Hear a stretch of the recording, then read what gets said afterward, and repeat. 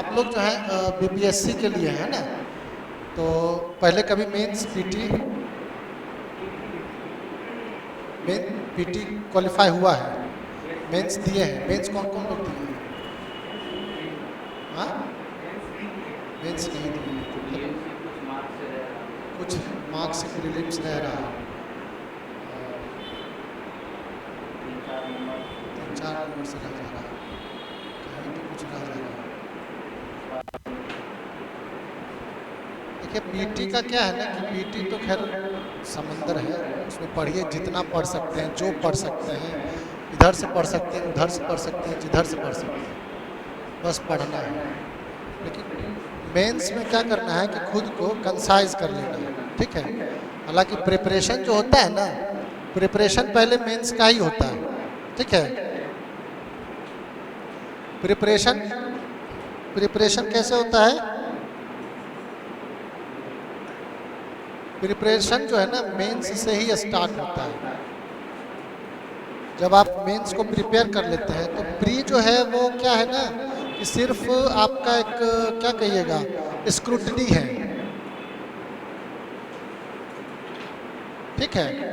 आप एक मतलब अब तो बीपीएससी में बहुत लोग, पहले 3 से 5 लाख लोग रहते थे, अब तो हमको लगता है कि 8-10 लाख लोग प्री में बैठ रहे हैं। तो यूपीएससी का कुछ अपना समस्या है, यूपीएससी के कारण बीपीएससी में भीड़ बढ़ गई है। वहाँ पे हिंदी माध्यम का जो रिजल्ट डाउन हुआ है ना, जिसका असर बीपीएससी पे दिखने लगा। अदर स्टेट पीसीएस वाले, बाकी जो एसएससी की वैकेंसी नहीं है, इधर उधर सब लोग अब बीपीएससी पे आ गए, तो कंपटीशन तो थोड़ा टफ है प्री का। लेकिन आप जब मेंस को अच्छे से कर लीजिएगा ना, तो प्री क्या है ना, थोड़ा सा उसको फिर कंसंट्रेट कीजिएगा तो प्री कर लीजिएगा। प्री कुछ नहीं, मेंस पे फोकस रखना है अपना, ठीक है।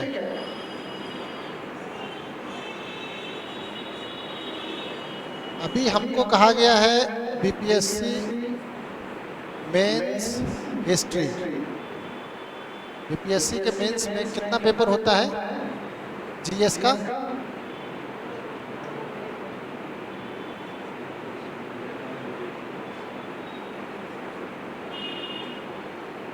कितना पेपर होता है जीएस 1 और 1 में क्या क्या है? देखिए पहले बात तो यह है कि जब आप जिस भी कंपटीशन की तैयारी कर रहे हैं तो आपको सिलेबस को लेकर ना एकदम क्लैरिटी होनी चाहिए, उसमें कहीं कोई कंफ्यूजन नहीं होना चाहिए कि पेपर क्या है, कितने मार्क्स का है, कौन कौन सा सेक्शन है। और कोई सेक्शन है, जैसे हिस्ट्री का सेक्शन है, तो हिस्ट्री के सेक्शन में क्या क्या उसका मेंस का पॉइंट्स है ना, आप उसके लिए आप क्या कर सकते हैं, सबसे अच्छा है प्रीवियस ईयर क्वेश्चन को आप देख सकते हैं, है ना। आप लोग जब प्रीवियस ईयर के क्वेश्चन को देखिएगा ना, तो जो सेक्शन से जो क्वेश्चन पूछा जा रहा है, जितना कंसाइज होके आप उस टॉपिक पे खुद को फोकस रखिएगा तो हो गई तैयारी मेंस की।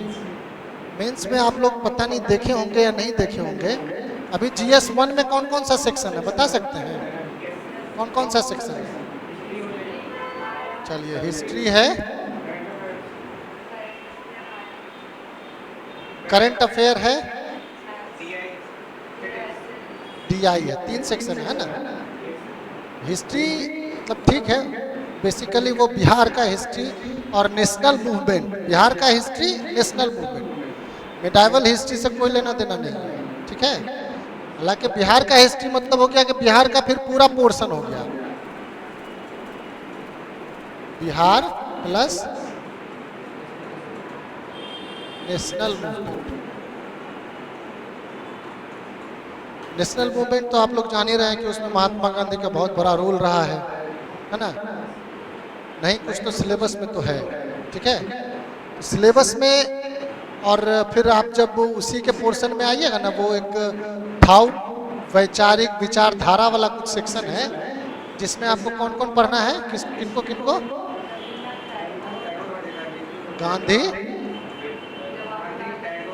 टैगोर और नेहरू, 3 यही मतलब सिलेबस के हिसाब से, और अक्सर इन्हीं से क्वेश्चन पूछा गया है। लेकिन इसके अलावा लोग अंबेडकर, है ना, और जेपी, है ना, इन लोग को भी लोग कर लेते हैं कि बिहार से जुड़े रहे हैं जेपी। अंबेडकर चूंकि शेड्यूल्ड कास्ट और शेड्यूल्ड ट्राइब के मूवमेंट में, नेशनल मूवमेंट में बड़ा रोल रहा है। अंबेडकर के आइडियोलॉजी का आज के पॉलिटिक्स पे बहुत गहरा छाप है, इसमें कहीं कोई दो राय नहीं है। तो इस वजह से ना हम लोग क्या करते हैं कि सेफ साइड लेके अंबेडकर को और जेपी को भी देख लेते हैं। तो जब हम लोग हिस्ट्री करेंगे ना, ये तो मतलब हुआ थोड़ा सा ये सर। अब ये करंट में क्या करते हैं, करंट तो करंट है, लेकिन करंट जब आप 3-4 सब्जेक्ट, खास तौर से जैसे पॉलिटी, आप करंट का जब क्वेश्चन देखिएगा ना तो आपको यही सब सेक्शन दिखेगा, आईआर, साइंस टेक, है ना, और कुछ मिसलेनियस टाइप का। मतलब जो करंट में नॉर्मली हम प्री में पढ़ते हैं ना, वो सब चीज़ वहाँ पे नहीं रहता है। और मतलब ज़्यादातर वक्त ऐसा होता है कि आपको पॉलिटी और आईआर ही रहेगा ज़्यादातर वक्त पे। और डीआई तो सर है, ये है, डीआई के लिए तो सोचना ही नहीं है क्या। ये हो गया आपका पेपर फर्स्ट का। पेपर सेकंड में क्या है, अच्छा इसमें ये कितने कितने मार्क्स का होता है ये मालूम है? टोटल कितने मार्क्स का पेपर है, कितना? नहीं, वो GS1 मतलब 300 मार्क्स का, ठीक है। तो कौन से सेक्शन से कितना मार्क्स है? इससे कितना है? 114। हम लोग बोर्ड पे जो किया ना वो उंगली आ रही थी, नहीं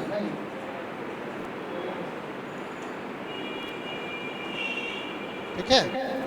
करंट वाला सेक्शन, और ये हमको नहीं, करंट से ज़्यादा क्या है ना, जनरल अवेयरनेस है। सो करंट ना ही कहिए, और करंट जो है ना वो आपको हो सकता है कि 2 साल 3 साल पुराना कोई इवेंट हो, कोई मतलब ऐसी घटना हो, कोई पॉलिटिकल वैसा रहा हो, उससे क्वेश्चन हो जाए। तो इसको ना जनरल अवेयरनेस ही रखिए, इससे भी आपका 114 है ना, और इससे 70। और सबसे अच्छी बात जानते हैं, डीआई बहुत इजी होता है, बहुत इजी।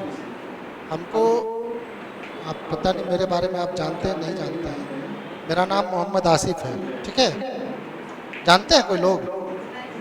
नहीं जानते। मेरा नाम आसिफ है।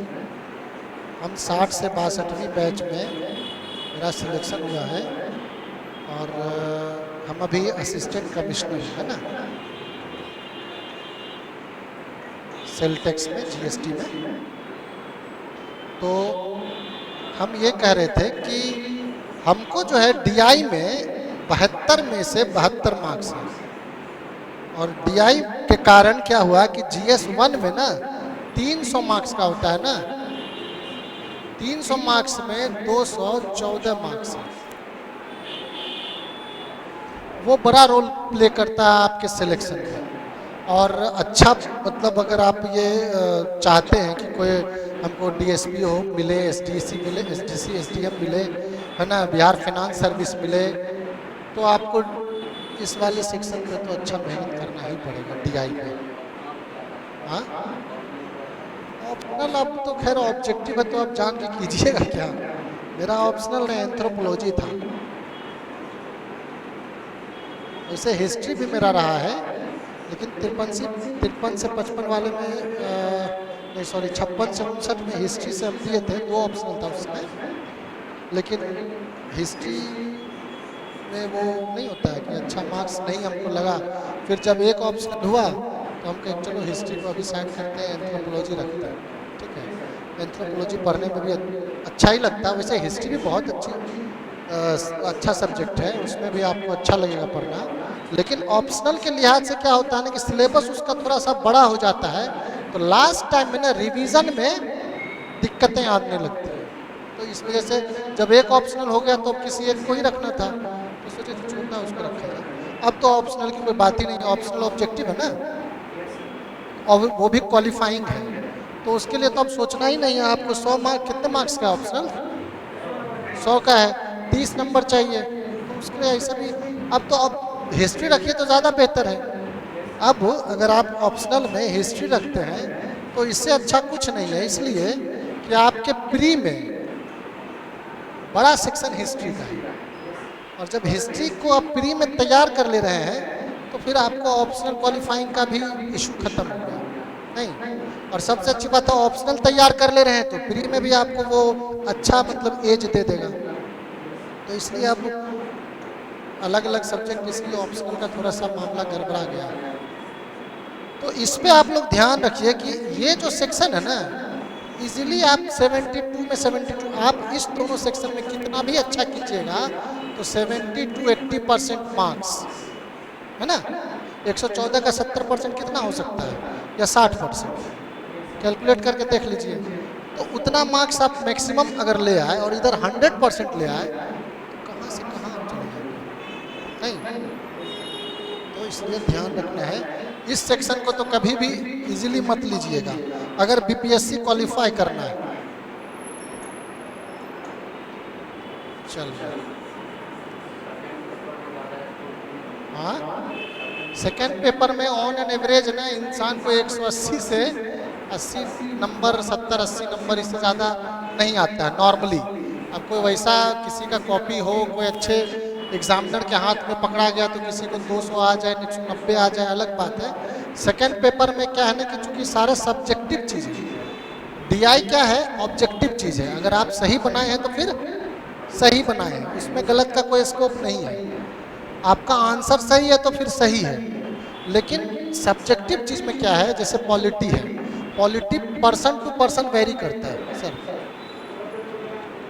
सर अच्छा, इसको सेव कर लेना है क्या सर? ठीक ठीक, ओके ओके सर।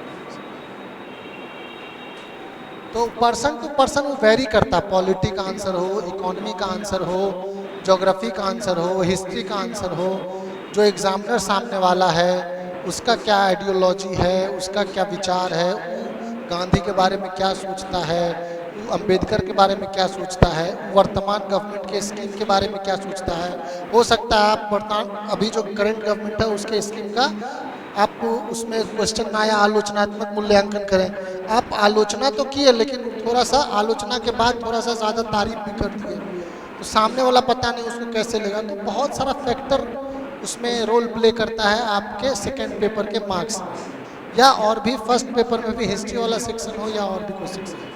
लेकिन डीआई में तो कुछ रोल नहीं है, डीआई में तो बस डीआई है, समझ रहे हैं। उसमें मैथ्स है, आंसर 72 होगा तो 72 होगा, उसमें किसी सरकार से किसी आदमी से क्या लेना देना, ठीक है। तो उसको अच्छे से आप लोग रेगुलर प्रैक्टिस कीजिए और ज़्यादा करने की ज़रूरत ही नहीं है। आप मतलब 2 घंटा भी रोज़ कीजिएगा ना। गणित तो हमको लगता है 10th लेवल का रहता है, जोड़ गुणा घटा भाग यही रहता है और क्या रहता है। बस खाली ये है कि अब जहाँ पे पहले हम लोग के टाइम में 6 क्वेश्चन रहता था, उसमें 2 डीआई है तो एक डीआई में उसमें 6 क्वेश्चन, एक क्वेश्चन हो, एक क्वेश्चन फिर छोटा छोटा क्वेश्चन होता था, उसका संख्या बढ़ा दिया, टाइम टेकन हो गया, बस यही अंतर है। कूल माइंड से कीजिएगा तो कर लीजिएगा, उसमें कुछ नहीं। चलिए, सेकेंड पेपर में जीएस सेकेंड जो है आपका, उसमें क्या क्या है,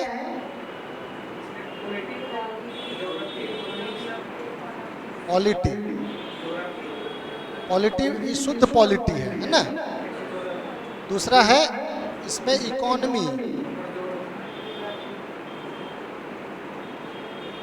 एंड ज्योग्राफी, और तीसरा है, अच्छा देखिए यहाँ पे भी ना आपको ध्यान ये रखना है, साइंस टेक वाला जो पोर्शन है ये भी 72 मार्क्स का ही है, लेकिन 72 मार्क्स में इसमें मैक्सिमम लाया जा सकता है, पॉलिटी इकोनॉमी में आप मैक्सिमम नहीं ला सकते, ठीक है।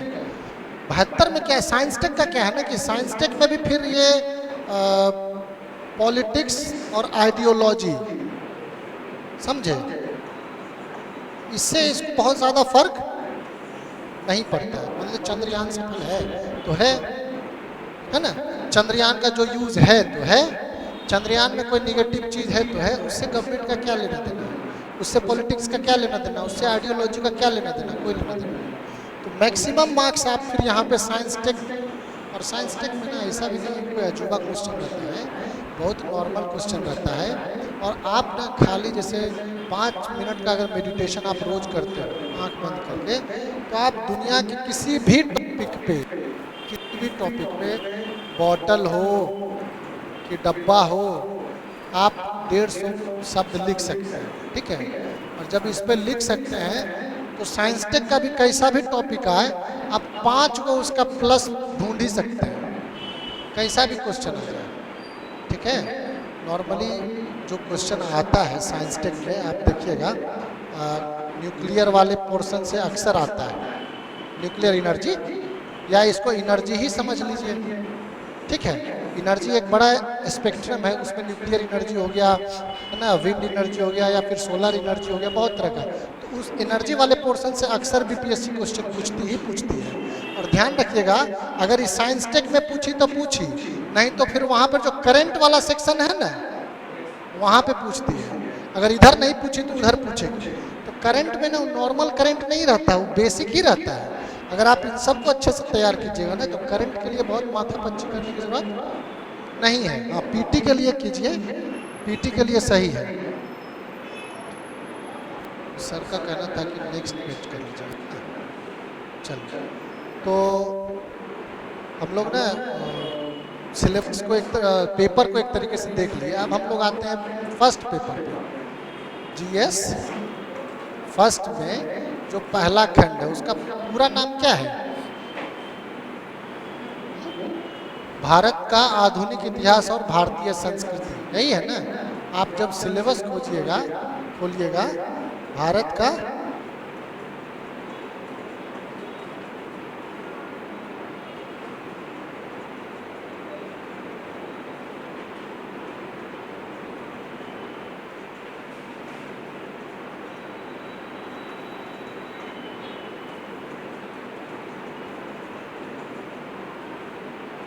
यही है। अभी देखिए हिस्ट्री का क्या है कि हिस्ट्री आप लोग सब पढ़े हैं ना, मैट्रिक में क्लास 6 से मतलब ऑलमोस्ट लोग पढ़ता ही है मैट्रिक तक।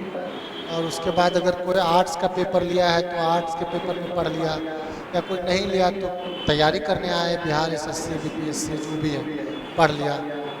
हिस्ट्री को पढ़ने के हिसाब से 3 खंड में बांटा जाता है ना। कौन कौन सा खंड है? क्यों 3 खंड में क्यों बांटे हैं? इतिहास को काहे बांटा गया?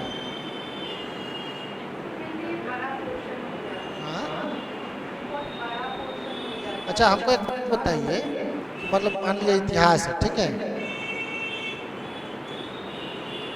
इसको हम 3 में बांट दिए। इसको हम बोल दिए प्राचीन, ठीक है, इसको मध्यकालीन या मध्यकालीन जो कर लीजिए, और इसको आधुनिक।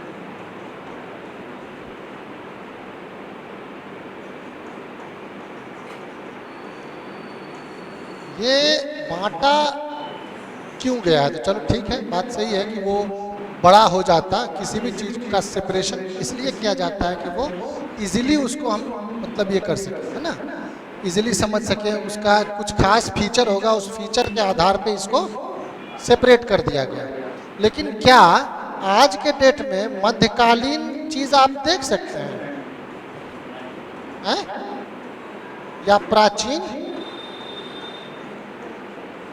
हम अगर ये कहें कि आज भी मध्यकालीन मतलब जो संकल्पना है, मध्यकालीन जो तौर तरीका है, वो भी हमारे बीच मौजूद है, तो गलत है क्या? नहीं है ना, गलत।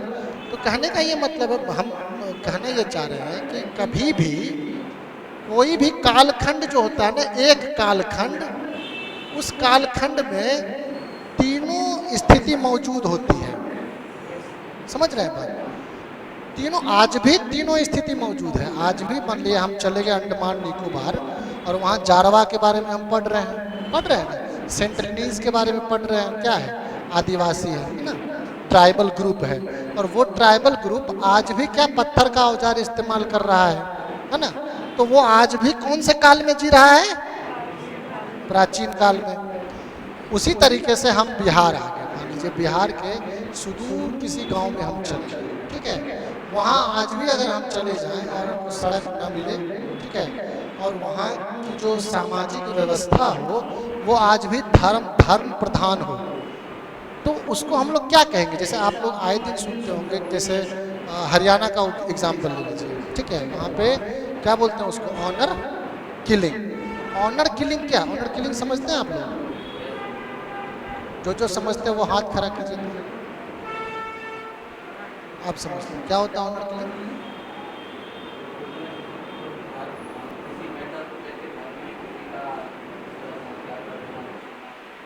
ठीक है, आप समझ रहे हैं, बात सही, अच्छी बात है, लेकिन उसको ना थोड़ा सा आप लोग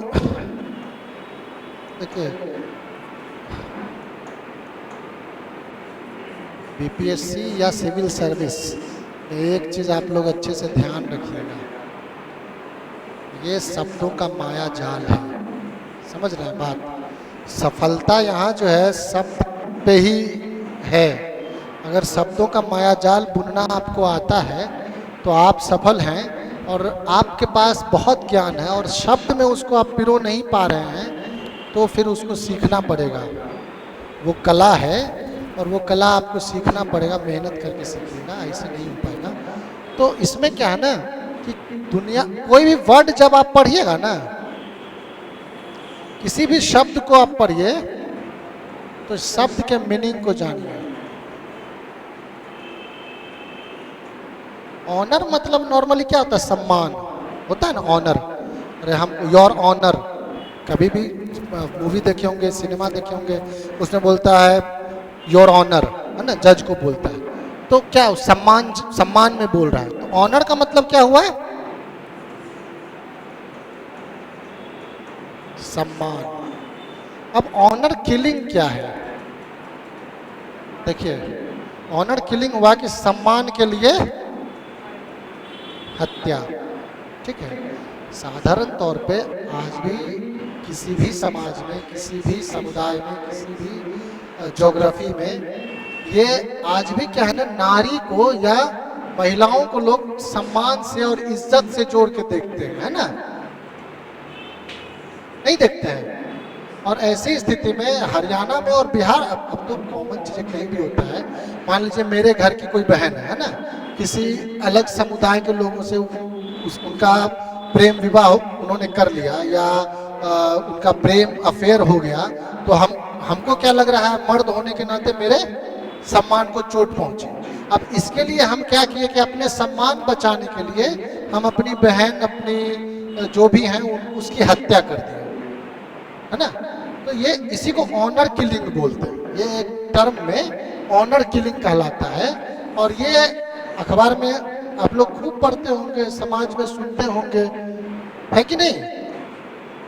हमारा कंसर्न ये था, कोई भी शब्द पढ़िए, शब्द के बारे में अच्छे से जानिए और शब्द के विषय वस्तु को समझिए। हम लोग किस बात पे बात कर रहे थे? कालखंड पे, कि किसी भी कालखंड में एक साथ तीनों स्थिति विद्यमान होती है। आज भी हम बता रहे थे कि ऑनर किलिंग क्या है?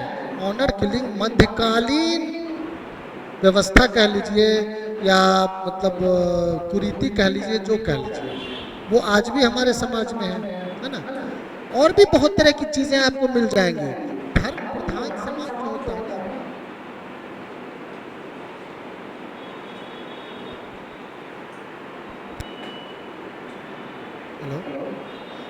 धर्म प्रधान समाज का क्या ये होता है?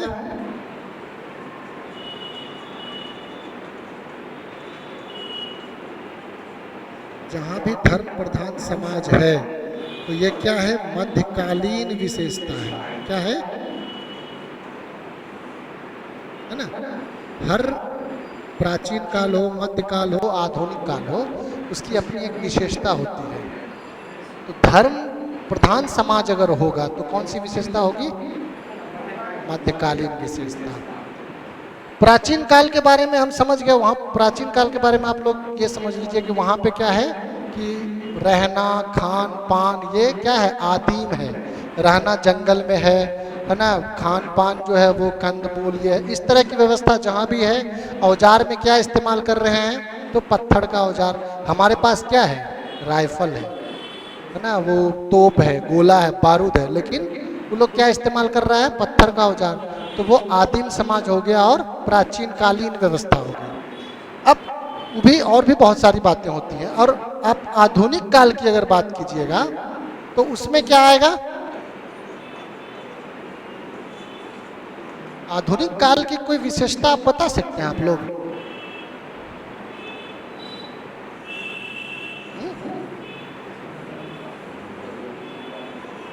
क्या क्या क्या? ठीक है, सही बात है, औद्योगिकरण होगा। एक शब्द होता है मूल्य, वैल्यूज, ठीक है। तो आधुनिक काल का जो मूल्य है, जो वैल्यूज है, वो मूल रूप से आप जो बोल रहे हैं ना, वो मूल्य नहीं है, वो वैल्यूज नहीं है, वो हम बताएंगे। मूल्य क्या होगा आधुनिक काल का? समानता, स्वतंत्रता, समझ रहे हैं? निजता, इस तरह की जो भी विशेषताएं होंगी, जो भी मूल्य होगा, क्या होगा, आधुनिक काल का मूल्य होगा। मतलब ये हुआ कि आधुनिकता जो है वो कपड़ों से नहीं है। अगर कोई इंसान धोती पहन रहा है, इसका ये मतलब नहीं है कि वो आधुनिक नहीं है। हम लोग अपने भारत, आधुनिक भारत का पिता किसको बोलते हैं? राजा राम मोहन राय। राजा राम मोहन राय का फोटो कभी देखे आप लोग? धोती में ही है ना, पगड़ी पहने हुए हैं। तो क्या समझे हम लोग इससे? कपड़ों से आधुनिकता का पहचान नहीं हो सकता है। हो सकता है कि कोई इंसान जीन्स पैंट टी शर्ट पहन कर रखा हो और वो आधुनिक नहीं हो, ठीक है। और हो सकता है कि कोई इंसान लुंगी कुर्ते में हो, गमछे में हो और विचारों से वो आधुनिक हो, ठीक है। तो आधुनिकता कहाँ से होती है? विचार से। तो अब समझ रहे हैं बात कि मध्यकालीन चीज, प्राचीन कालीन व्यवस्था और आधुनिक व्यवस्था एक साथ एक समाज में हमेशा हो सकता है। आज भी पूरी दुनिया में हर जगह तीनों व्यवस्था एक साथ चल रहा है।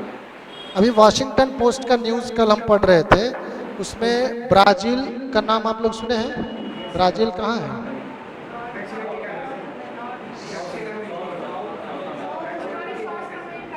South America. साउथ अमेरिका में कौन सा पर्वत है? कौन सा?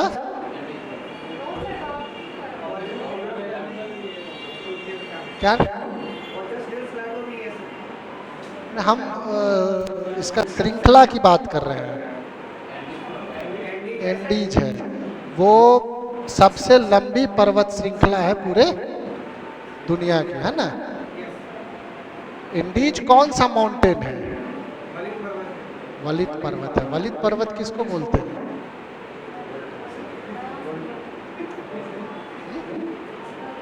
अंग्रेजी में क्या बोलते हैं वलित पर्वत को?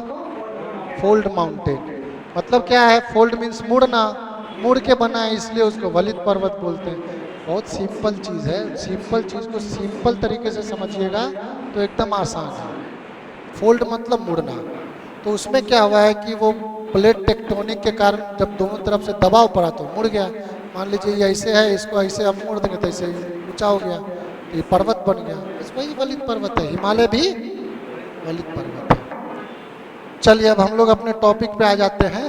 हम लोग मोटा मोटी ये समझ गए कि इतिहास क्या है ना, कि कोई ऐसा नहीं है कि मतलब अब हम आधुनिक काल में आ गए हैं तो हम लोग एकदम आधुनिक काल में ही हैं, ऐसी बात नहीं है। आज भी हम लोग तीनों मूल्य को एक साथ जी रहे हैं। एक साथ हमारे अंदर ही तीनों चीजें हैं, हो सकती है ना।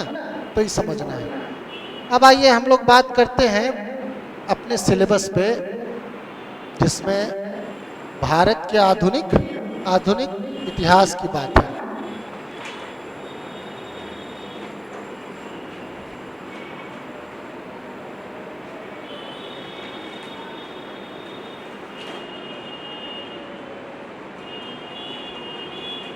देखिए इसको ना हम लोग दो खंड में बांट के समझेंगे और हम लोग पढ़ने का जो अपना एक सिनॉप्सिस बनाएंगे ना उसको भी उसी तरीके से बनाएंगे, ठीक है। बीपीएससी के हिसाब से आप देखिएगा कि हम लोग का कहाँ से स्टार्ट होता है आधुनिक,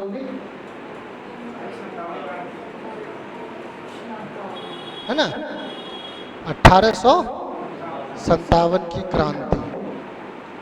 1857 की क्रांति कहाँ से शुरू हुई थी?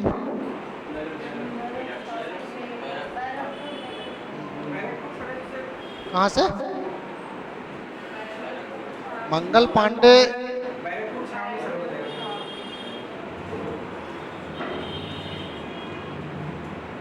ठीक है, अब देखिए 1857 की क्रांति से ना आप मान के चलिए कि बीपीएससी में हर 2 साल, 1 से 2 साल के गैप पे आपको क्वेश्चन आना ही आना है। हर मतलब इस साल अगर नहीं आया तो नेक्स्ट ईयर आना है, अगर इस साल और नेक्स्ट ईयर नहीं आया तो उसके ईयर का मतलब है कि वो 70वीं 69वीं 71वीं जैसे आप समझ रहे हैं नेक्स्ट बैच, तो नेक्स्ट बैच में क्वेश्चन आना ही आना है। ऐसा हो ही नहीं सकता है कि नहीं आएगा, जो अभी तक का ट्रेंड है। समझ रहे हैं बात? तो इसलिए 1857 की क्रांति को ना हम लोग बहुत अच्छे से देखेंगे और ये 1857 की क्रांति आपके भारत के इतिहास को समझने में बहुत मदद करेगा।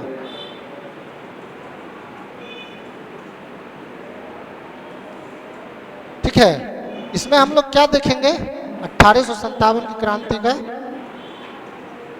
पृष्ठभूमि। पृष्ठभूमि किसको बोलते हैं? पृष्ठभूमि का मतलब क्या? देखिए हम फिर से आप लोग को एक बात बता रहे हैं, शब्द पे मेहनत कीजिएगा। बीपीएससी या यूपीएससी या सिविल सर्विस शब्द का ही खेल है।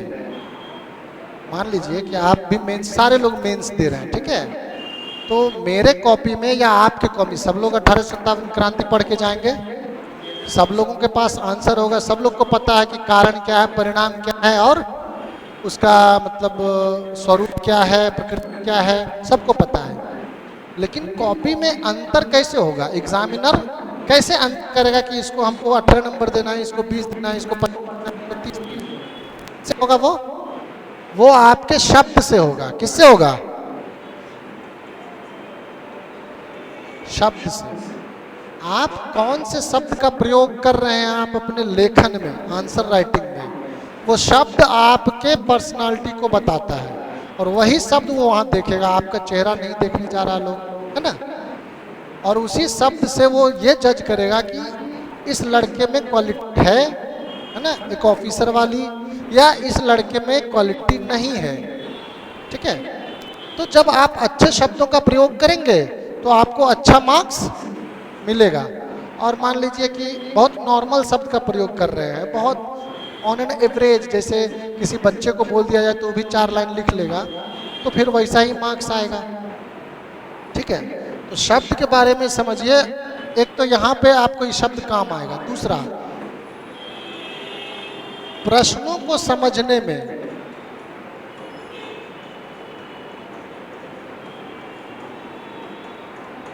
समझ रहे हैं बात? कोई प्रश्न का डिमांड क्या है, प्रश्न चाह क्या रहा है, उसका आंसर क्या होगा, उसको आप तभी समझ पाइएगा जब शब्द का मीनिंग समझ पाइएगा। शब्द के मीनिंग को जितनी गहराई से आप समझेंगे, आप प्रश्न के डिमांड को उतना आसानी से फुलफिल करेंगे, तो उतना मैक्सिमम मार्क्स आप गेन करेंगे। ठीक है, तो सब ध्यान दीजिएगा। मान लीजिए किसी शब्द को पढ़ने में अखबार का संपादकीय पढ़ रहे हैं, ठीक है, कोई शब्द ऐसा आ गया कि उसका मीनिंग आपको लग रहा है कि समझ भी रहे हैं लेकिन क्लैरिटी नहीं है, तो आप डिक्शनरी देख लीजिए। हिंदी का ही डिक्शनरी हो तो देखने में संकोच नहीं करना है। अब तो गूगल का ज़माना है, आप गूगल पे भी हिंदी शब्द का मीनिंग देख ही सकते हैं, लेकिन डिक्शनरी से देखिए तो ज़्यादा बेहतर है। ठीक है, गूगल पे हिंदी का अभी वो सही वर्जन नहीं है, वो एग्जैक्ट वर्ड का एग्जैक्ट मीनिंग नहीं आ पाता। हाँ, तो पृष्ठभूमि का क्या मतलब होगा ये बताइए तो? ऐतिहासिक पहलू बोल सकते हैं, और कुछ? आपका घर कहाँ है? सहरसा, सही है। और कोई बताएंगे? हम देखिए, हम फिर से आपको बता रहे हैं, शब्द को ना बस शब्द से ही समझिए। पृष्ठ मतलब होता है पीछे, भूमि मतलब भूमि समझिए, जगह समझिए, पीछे का कारण समझिए। पृष्ठभूमि हुआ किसी भी घटना, किसी भी चीज के पीछे का, जो उसके पीछे जो घटित हुआ है उसको हम लोग पृष्ठभूमि कहेंगे। ऐतिहासिक पहलू आप बोल भी नहीं, लेकिन हम उसको इजीली अगर समझें चीजों को तो वो क्या हो जाएगा? पीछे, उसके पीछे की जो पृष्ठभूमि है, पीछे का जो कारण है, पीछे की जो घटना है, उसी को हम लोग पृष्ठभूमि समझेंगे, ठीक है, कहेंगे। अब 1857 की क्रांति का पृष्ठभूमि हम लोग देखेंगे। पृष्ठभूमि में ऐसी क्या क्या परिस्थितियां आन पड़ी कि भारत के लोग क्रांति कर लिए। 1857 की क्रांति के बाद भारत में कोई क्रांति हुई है क्या? हाँ, बताइए। 1857 की क्रांति के बाद भारत में और कोई क्रांति?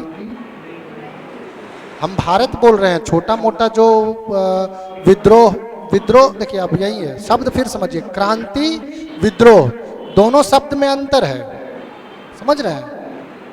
हर शब्द के अंतर को जब समझने लगिएगा ना तो वो आपको प्रश्न की प्रकृति समझने में, प्रश्न के डिमांड को समझने में बहुत मदद करेगा। विद्रोह छोटे स्थल, छोटे ज्योग्राफिकल एरिया में जब होता है ना, सीमित उसका इम्पैक्ट होता है, तो विद्रोह कहलाता है, ठीक है। मान लीजिए घर का कोई एक लड़का है, 5 भाई है, एक भाई मतलब भाग गया, बाप से लड़ गया, तो उसको क्या क्रांति बोलेंगे? बोलते हैं ना कि लड़का विद्रोह कर गया पिताजी से, तो विद्रोह ही कहलाता है, क्रांति नहीं कहलाता है। कहने का मतलब है कि छोटे इम्पैक्ट, जिसका भी छोटा इम्पैक्ट होगा वो विद्रोह कहलाएगा। क्रांति जो होता है ना उसका बहुत बड़ा इम्पैक्ट पड़ता है, social impact, political impact, economical impact, social impact, हर तरीके का इम्पैक्ट होता है, ठीक है। इसके अलावा उसका ज्योग्राफिकल एक्सपेंस भी बहुत ज़्यादा होता है। इसके अलावा बहुत कम समय में बहुत तेज परिवर्तन होता है। जैसे आप देखिएगा, सामान्य तौर से हम लोग पढ़ते हैं ना कि अगर प्राचीन काल के इतिहास को आप लोग पढ़े होंगे तो नवपाषाण काल में क्रांति कहलाता है, नवपाषाण कालीन क्रांति। क्यों उसको बोलते हैं? क्योंकि बहुत छोटे समय में इंसान क्या हुआ कि मतलब गुफा और जो जंगल में रहता था वो जमीन पे आ गया, खेती करने लगा, अनाज उगाने लगा, खाने लगा और शासन व्यवस्था डेवलप कर लिया, ठीक है। तो उसको ने नवपाषाण कालीन क्रांति बोलते हैं, ठीक है। उसी तरीके से 1857 की क्रांति के बाद अगर किसी क्रांति की बात होती है तो वो अगस्त क्रांति है। सुने ना, कब हुई थी अगस्त क्रांति? मतलब भारत छोड़ो आंदोलन, कुछ लोग उसको क्रांति भी बोलते हैं, है ना। क्यों बोलते हैं भाई? क्योंकि उसका इम्पैक्ट देखिएगा तो पूरे भारत पे है। उसका ज्योग्राफिकल इम्पैक्ट एक्सपेंस क्या है? ऑलमोस्ट भारत है। कुछ कुछ इलाका, तब भी साउथ का कुछ इलाका, पंजाब वो सब था, लेकिन फिर भी बड़े ज्योग्राफिकल एरिया में उसका एक्सपेंस था, एक्सपेंशन, ठीक है। उसके अलावा उसका जो आप देखिएगा इम्पैक्ट, वो भी इतना भारी इम्पैक्ट पड़ा कि अंग्रेज को जाना पड़ा। तो कुछ हिस्टोरियंस का मानना है कि वो अगस्त क्रांति और बहुत त्वरित और बहुत तेजी से फैला, बिना किसी नेतृत्व के। कोई नेतृत्व नहीं था, सारे लोग जेल में थे, तब भी वो मतलब क्रांति फैल गई। इसीलिए उसको भी कई बार अगस्त क्रांति के नाम से जाना जाता है। तो अब हम लोग ना इस चीज को समझने का कोशिश करेंगे कि 1857 की क्रांति के पीछे, 1857 की क्रांति के पीछे का कारण क्या रहा, ठीक है। पृष्ठभूमि क्या रहा? पृष्ठभूमि और कारण में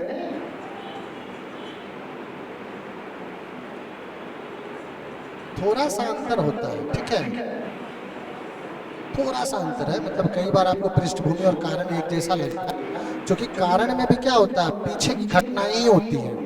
उन्हीं घटनाओं को हम लोग सीक्वेंसली देखते हैं और ये हम लोग समझने की कोशिश करते हैं कि इन घटनाओं के कारण लोग क्रांति करने को मजबूर हो गए। पृष्ठभूमि में भी वही चीज देखते हैं, ठीक है। तो पृष्ठभूमि, उसके बाद हम लोग देखेंगे स्वरूप, स्वरूप और प्रकृति। कई बार क्या होता है कि स्वरूप और प्रकृति ऑलमोस्ट सेम है, ठीक है, लेकिन इसको ना जब हम लोग पढ़ेंगे टॉपिक, तब हम इसको समझेंगे कि थोड़ा सा स्लाइटली डिफरेंस क्या है, स्लाइटली क्या अंतर है दोनों में, स्वरूप में और प्रकृति में, ठीक है। चलिए, उसके बाद हम लोग क्या देखेंगे, 1857 क्रांति का प्रभाव, इम्पैक्ट, उसका इफेक्ट क्या हुआ, क्या क्या चेंजेस आया, पॉलिटिकल चेंज क्या हुआ, सोशल चेंज क्या हुआ, है ना, इकोनॉमिकल चेंज क्या हुआ, एडमिनिस्ट्रेटिव चेंज क्या हुआ, समझ रहे हैं, तो उसको भी हम लोग देखेंगे। और इसके बाद ये देखेंगे हम लोग क्या एज अ होल, हम लोग पूरे इंडिया के संदर्भ में देखेंगे, भारत के संदर्भ में, और फिर हम लोग बिहार के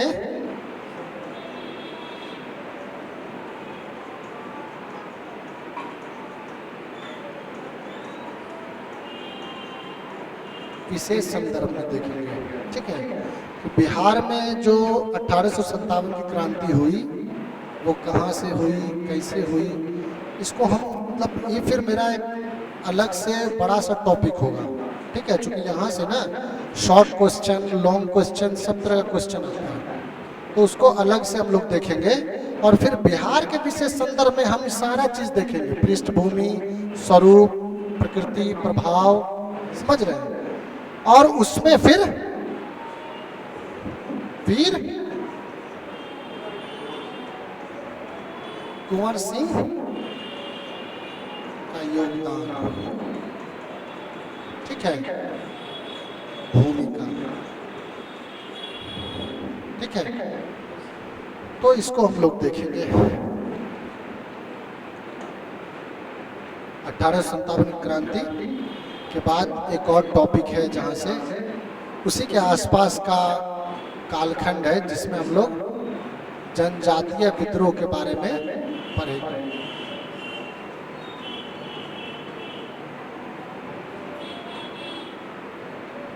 बीपीएससी में कौन कौन सा जनजातीय विद्रोह का क्वेश्चन अक्सर पूछा जाता है? संथाल और मुंडा, दो तो एकदम शॉर्ट क्वेश्चन हो, लॉन्ग क्वेश्चन हो, है ना, प्री में ऑब्जेक्टिव क्वेश्चन हो या कुछ भी हो, वो घुमा फिरा के आ ही जाता है। एज ए होल अगर आपसे पूछ लिया जनजातीय विद्रोही, तो उसमें भी वही दो विद्रोह है, एक आध दो छोटा छोटा और है, उसको भी इंक्लूड कर लीजिए तो ठीक है ना, तो वो भी है तो काफी है, ठीक है। तो जनजातीय विद्रोह में हम लोग किसके किसके बारे में पढ़ेंगे? संथाल, मुंडा, है ना, हाँ, सन्यासी विद्रोह, ताना भगत विद्रोह, देखिए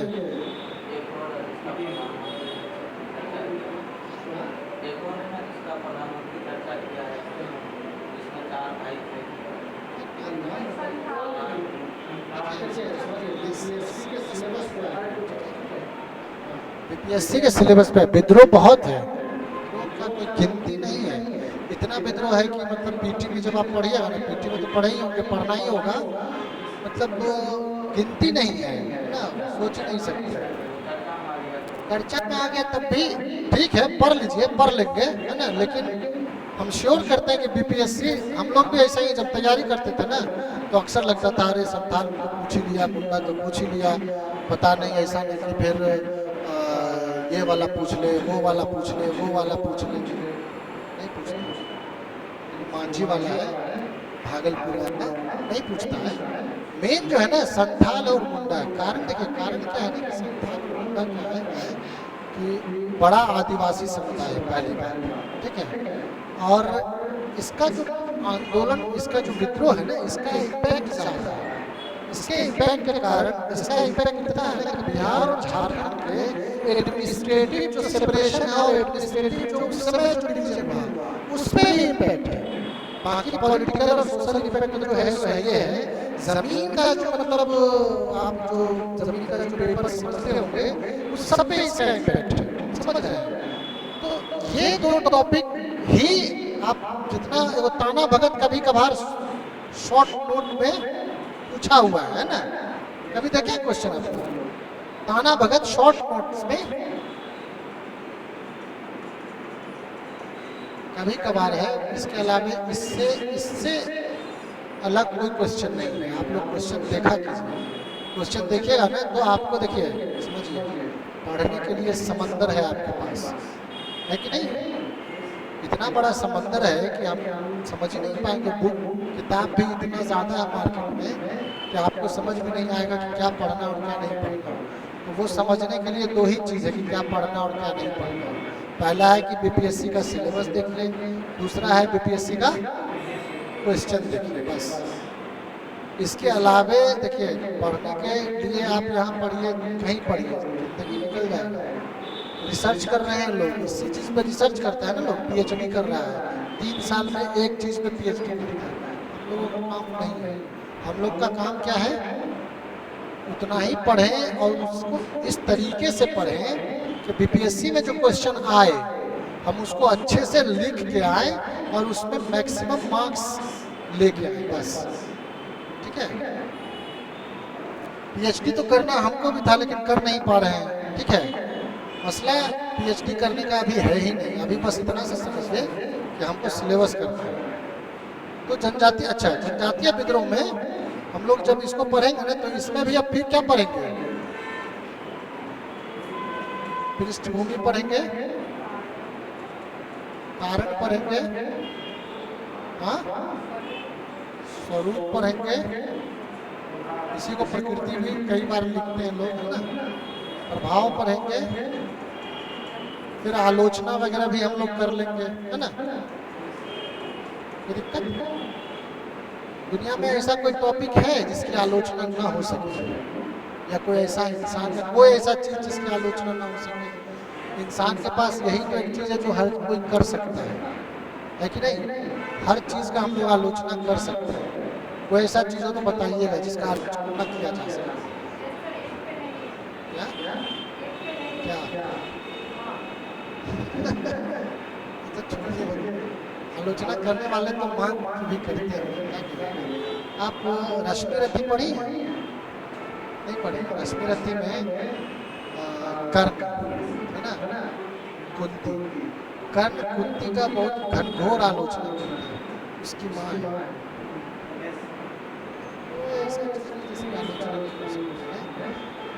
हो सकती है, हर चीज की आलोचना हो सकती है, इसलिए हम लोग आलोचना भी कर लेंगे। आइए गुंडा पे आते हैं, इसके बारे में फिर हम लोग यही सब चीज देखेंगे। ठीक है, पृष्ठभूमि देख लेंगे, कारण देख लेंगे, उसके बाद स्वरूप देख लेंगे, उसके बाद प्रभाव देख लेंगे। ठीक है, उसके बाद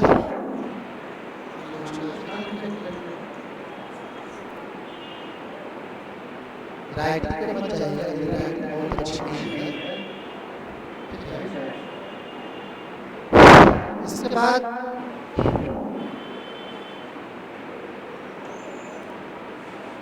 देखिए सिलेबस में ये दो टॉपिक है, अल्टरनेट क्वेश्चन आएगा, या तो आपको 1857 की क्रांति से क्वेश्चन आएगा या आपको जनजातीय विद्रोह से क्वेश्चन आएगा। ठीक है, इस दोनों से अल्टरनेट क्वेश्चन होता है। इस साल अगर 1857 क्रांति है, नेक्स्ट ईयर या पूरे रहेंगे या शॉर्ट रहे, उस टॉपिक से रहेगा। फिर इस साल अगर इससे पूछ रहे तो नेक्स्ट ईयर उससे रहेगा। तो ये अल्टरनेट चलता रहता है। अब इसके बाद आइए हम लोग ना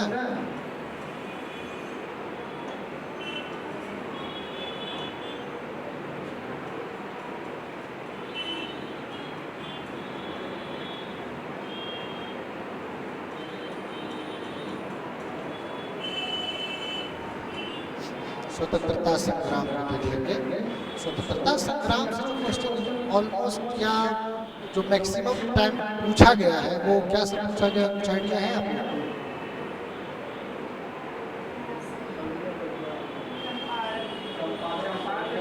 चंपारण ना, देखिए चंपारण क्या है कि स्वतंत्रता आंदोलन का ही पार्ट है, लेकिन उसको ना हम लोग किसान आंदोलन वाले खंड में देखते हैं, ठीक है। स्वतंत्रता आंदोलन वाले खंड में ना ऐसे समझिए कि इसमें हम लोग कांग्रेस की स्थापना है ना,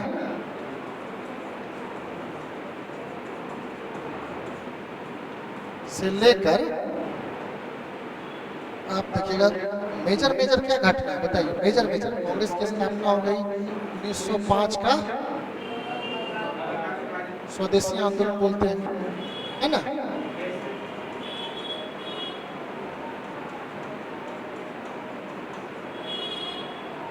इसके बाद फिर एक असहयोग आंदोलन से पहले एक और है, होम रूल हो गया। एक और घटना होम रूल के बाद होगा, क्या होगा,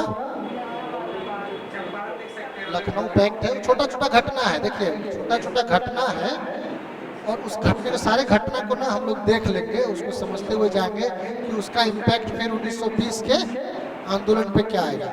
लेकिन मेजर जो है ना वो 1905 हो गया, होम रूल हो गया, उसके बाद असहयोग आंदोलन हो गया, ठीक है। असहयोग आंदोलन के बाद भी फिर 1920 से 30 के बीच में बहुत छोटा छोटा घटना है, ठीक है, बहुत सारा है, सबको हम लोग देखेंगे शॉर्ट में, ताकि उसके इम्पैक्ट और उसके आगे का जो मूवमेंट है उसमें उसका क्या रोल रहा है, क्या असर पड़ा, उसको देख लेंगे।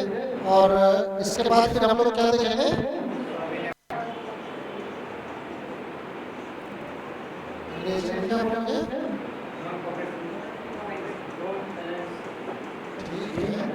डिसओबीडिएंट मूवमेंट, नॉन कोऑपरेटिव असहयोग आंदोलन। तो सविनावज्ञ आंदोलन हो गया। सविनावज्ञ आंदोलन के बाद क्या देखेंगे,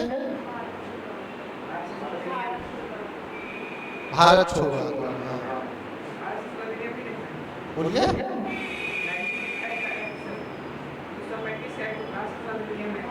देखिए 1935 का एक्ट क्या है ना कि अगर उसको देखना होगा ना तो हम लोग अलग से देख लेंगे, ठीक है। और उसमें फिर 1937 का जो कुछ ये है उसको भी हम लोग देखेंगे। फिर बिहार का जो बिहार प्रांत जो सेपरेट हुआ एक मूवमेंट है, उसको भी हम लोग देखेंगे, उसको अलग से देखेंगे। यहाँ पे जो मेजर यहाँ से क्या है ना कि आपको लॉन्ग आंसर क्वेश्चन पूछेंगे, शॉर्ट भी पूछता है, लॉन्ग भी पूछता है, ये मेजर टॉपिक है। तो इसको हम लोग भारत छोड़ो आंदोलन और इसके साथ ना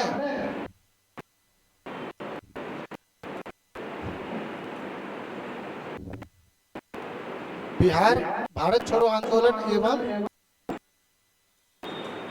बिहार की भूमिका, ठीक है। जब बिहार की भूमिका जब हम लोग देखेंगे ना तो उसमें एक चीज और हम लोग देखेंगे, क्या देखेंगे,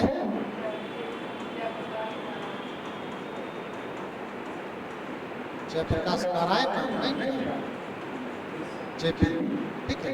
तो इनकी क्या भूमिका रही है भारत छोड़ो आंदोलन में, इसको भी हम लोग देख लेंगे। कई बार क्या होगा कि यहाँ से एक शॉर्ट क्वेश्चन आएगा जेपी की भूमिका, कई बार सिर्फ बिहार की भूमिका पे आ जाएगा, कई बार आपको पूरा बड़ा क्वेश्चन आ गया भारत छोड़ो आंदोलन पे, तो सब चीज को हम लोग देख लेंगे।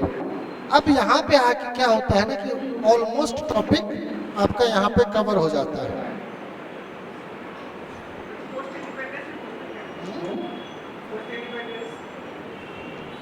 पोस्ट इंडिपेंडेंस वगैरह यूपीएससी का चीज है, उसमें कहे माथा लगाना। कभी कोई क्वेश्चन अगर आया हो तो वो बताइए, कोई क्वेश्चन पोस्ट इंडिपेंडेंस पे अगर पूछा गया है बीपीएससी में तो वो बताइए। एक चीज और ध्यान रखिएगा कि कंपटीशन का ना एक अपना नियम होता है।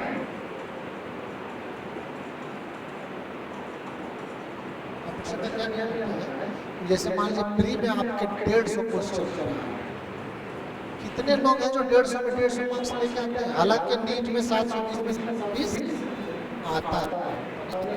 समझ में नहीं आ रहा है कि 720 में 720 कैसे ले आता है बच्चा, क्या पढ़ता है, क्या खाता है ना। और क्वेश्चन सेट करने वाला क्या क्वेश्चन सेट करता है कि 720 में 720 ले आता है। वही बच्चा मैट्रिक में 100 में 100 किसी चीज़ में नहीं लाया होगा, लेकिन नीट में 720 में 720 ले आता है। क्या हाँ, पता नहीं, हम नहीं कह सकते हैं, लेकिन पता नहीं, हो सकता है, बहुत तरह के लोग हैं दुनिया में।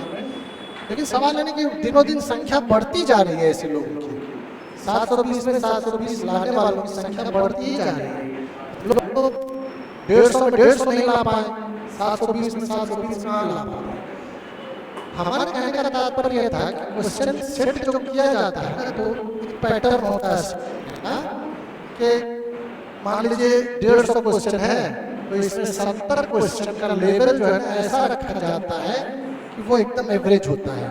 आप देखिएगा, अरे ये क्वेश्चन तो लुसेंटो में था, ये क्वेश्चन तो वो था, और वैसे ही क्वेश्चन में फिर बात होती है कि अरे लड़ गया, समझ रहे हैं। तो 70 क्वेश्चन के आसपास क्या होता है, वो एकदम बेसिक क्वेश्चन होता है, जो रिपीटेड क्वेश्चन होता है।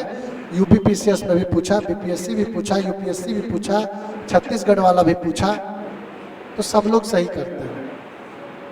अब यहाँ से आगे का जो 30 क्वेश्चन होता है, वो आपको जो गहन अध्ययन कहते हैं ना, कि आप गहराई में अगर अध्ययन करते हैं बेसिक्स बुक्स का, खास तौर से एनसीईआरटी का, बीटीपीसी का, बीपीएससी करते हैं तो बीटीपीसी को एकदम इग्नोर मत कीजिएगा, ठीक है। बीटीपीसी को जरूर पढ़िएगा, क्लास 6 to 12 या 10 ही रखिए, 12 मत रखिए, 12 तो एनसीईआरटी है वही है, लेकिन 6 to 10 आप उसको पॉलिटी, इकोनॉमी, ज्योग्राफी, 3 सब्जेक्ट बीटीपीसी। पता है कि नहीं को, बीटीपीसी बिहार टेक्स्ट बुक कहलाता है।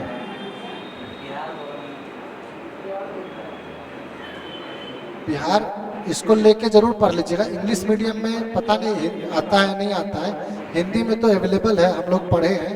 और आपको इसको पढ़िएगा ना तो मेंस तक में आपको हूबहू क्वेश्चन मिल जाएगा, पीटी से लेके मेंस तक। हिस्ट्री भी पढ़ लीजिएगा। बीटीपीसी का 3 सब्जेक्ट तो जरूर पढ़िएगा। क्या क्या पढ़िएगा?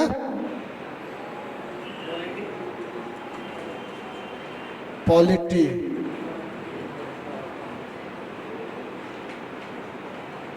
इकोनॉमी और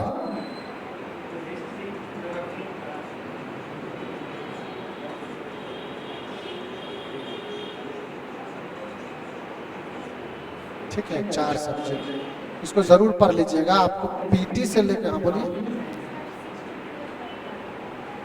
6 to 12 पढ़िए, 12 तक जाने की जरूरत नहीं है।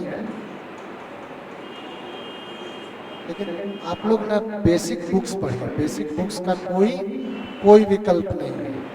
जितने तरीके का गाइड हो, जितने तरीके का नोट्स हो, इस सर का नोट्स, उस सर का नोट्स, ये टॉपर का नोट्स, उस टॉपर का नोट्स, उस सेलेक्टर का नोट, उस सेलेक्टर का नोट्स, किताब पढ़िए, किताब का कोई विकल्प नहीं है, ठीक है। और किताब पढ़िए तो घस के पढ़िए, वैसा नहीं कि किताब को एकदम बचा के रखना है बिना घसे, उसको घस के पढ़िए, उसमें लिखिए, उसमें कोई ऐसा चीज़, कोई एडिशनल इन्फॉर्मेशन है, ठीक है। तो आप जैसे मान लें पढ़ते पढ़ते कोई टॉपिक, कोई चीज़ है, उसमें डिटेल उसका नहीं है, तो उसको गूगल कीजिए। गूगल करने पे वहाँ से जो एडिशनल इन्फॉर्मेशन मिला, आप वहीं पे उसको लिख दीजिए।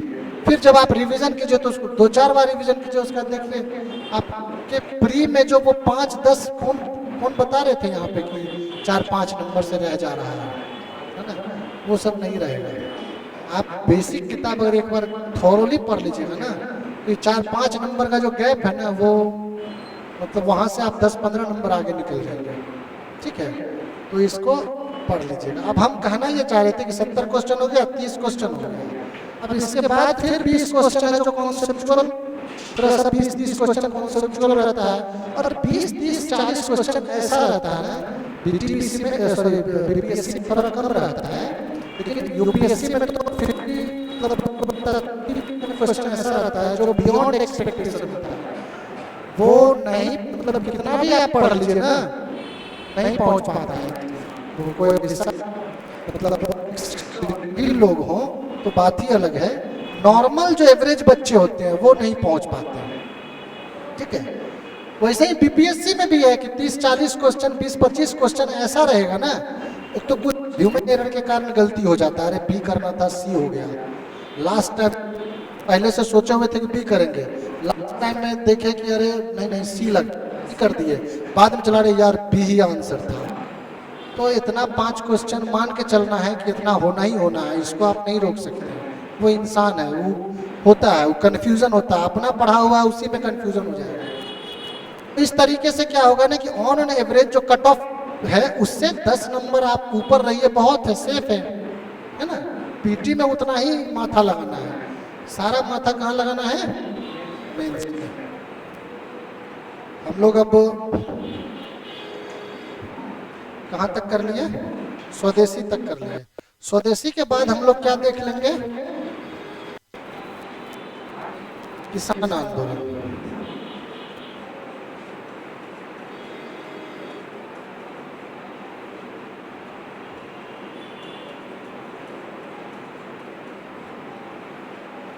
किसान आंदोलन में ना क्या क्या पढ़ेंगे,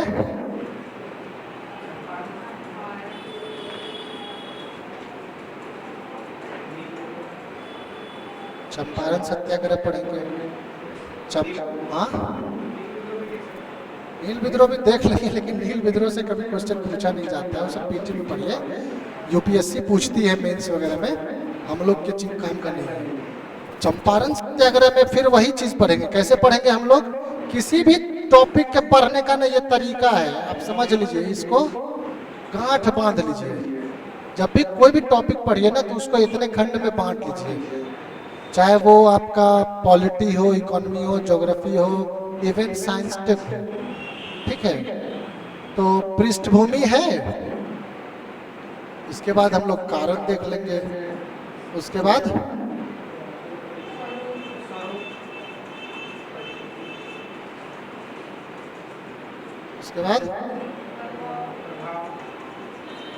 उसके बाद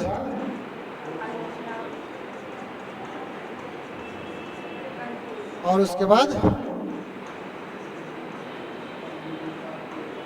गांधी जी की भूमिका, ठीक है। चंपारण सत्याग्रह से शॉर्ट क्वेश्चन, लॉन्ग क्वेश्चन दोनों आता है, देखे होंगे अगर आप लोग। क्वेश्चन बैंक है आप लोग सबके पास है, क्वेश्चन बैंक देखा कीजिएगा जरूर। क्वेश्चन बैंक देखने से ना आपको बहुत आइडिया मिलेगा और समझ में भी आएगा कि पूछा क्या गया है। तो यहाँ से ना आपको शॉर्ट क्वेश्चन और लॉन्ग क्वेश्चन दोनों फिक्स से हो जाएगा। इसके बाद एक और टॉपिक है इसके अंदर, बताइए। खेड़ा अहमदाबाद में, खेड़ा कहाँ है, गुजरात में। बिहार से क्या बहुत ज़्यादा उसका मतलब लेना देना है नहीं, अब पीटी में पढ़िए, उसको पीटी में पूछा जाता है वहाँ से क्वेश्चन पीपीएससी में। बाकी गुजरात पीसीएस देना हो तो पढ़ लीजिए, गुजरात पीसीएस में पूछ लीजिए, ठीक है। एक यहाँ पे एक स्वामी सहजानंद है,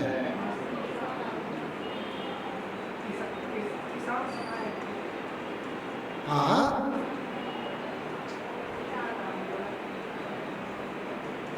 देखिए, गांधी जी जो है ना वो चंपारण सत्याग्रह तक ही का रूल है। उसके बाद जो किसान आंदोलन है बिहार में, है ना, और भारत में भी, उसमें स्वामी सहजानंद की भूमिका महत्वपूर्ण है। और चूंकि इनका जुड़ाव बिहार से रहा है और बिहार किसानों की भूमि रही है, आज भी है, तो इसलिए सहजानंद सरस्वती की भूमिका हम लोग देख लेंगे किसान आंदोलन में इनकी क्या भूमिका है। और फिर पूरा जो घटनाक्रम है स्वामी सहजानंद का क्या क्या हुआ, कैसे इनका वामपंथ से जुड़ा हुआ, वामपंथ से भटका पंथ आप लोग समझते हैं।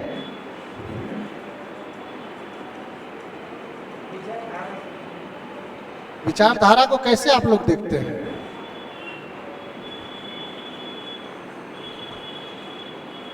वामपंथ। और देखिए एक चीज समझिए, जब आप सिविल सर्विस की तैयारी कर रहे हो तो आइडियोलॉजी के बारे में आप अपना कोई आइडियोलॉजी के बारे में समझना बहुत जरूरी है, ठीक है। जब समझिएगा कि आइडियोलॉजी क्या है और किसी भी आइडियोलॉजी का बेसिक फीचर क्या है, तो आप क्या कीजिएगा ना, कि क्वेश्चन भी आइडियोलॉजी बेस्ड होता है, खासतौर से हिस्ट्री पॉलिटी में जो सब्जेक्टिव मतलब ये है, वहाँ पे आइडियोलॉजी बेस्ड क्वेश्चन भी होते हैं। तो आइडियोलॉजी को समझना बहुत जरूरी है। अभी वामपंथ जो है ना, वामपंथ आप लोग समझते हैं कि क्या होता है, या दक्षिण पंथ क्या होता है, या इसका ओरिजिन कहाँ है?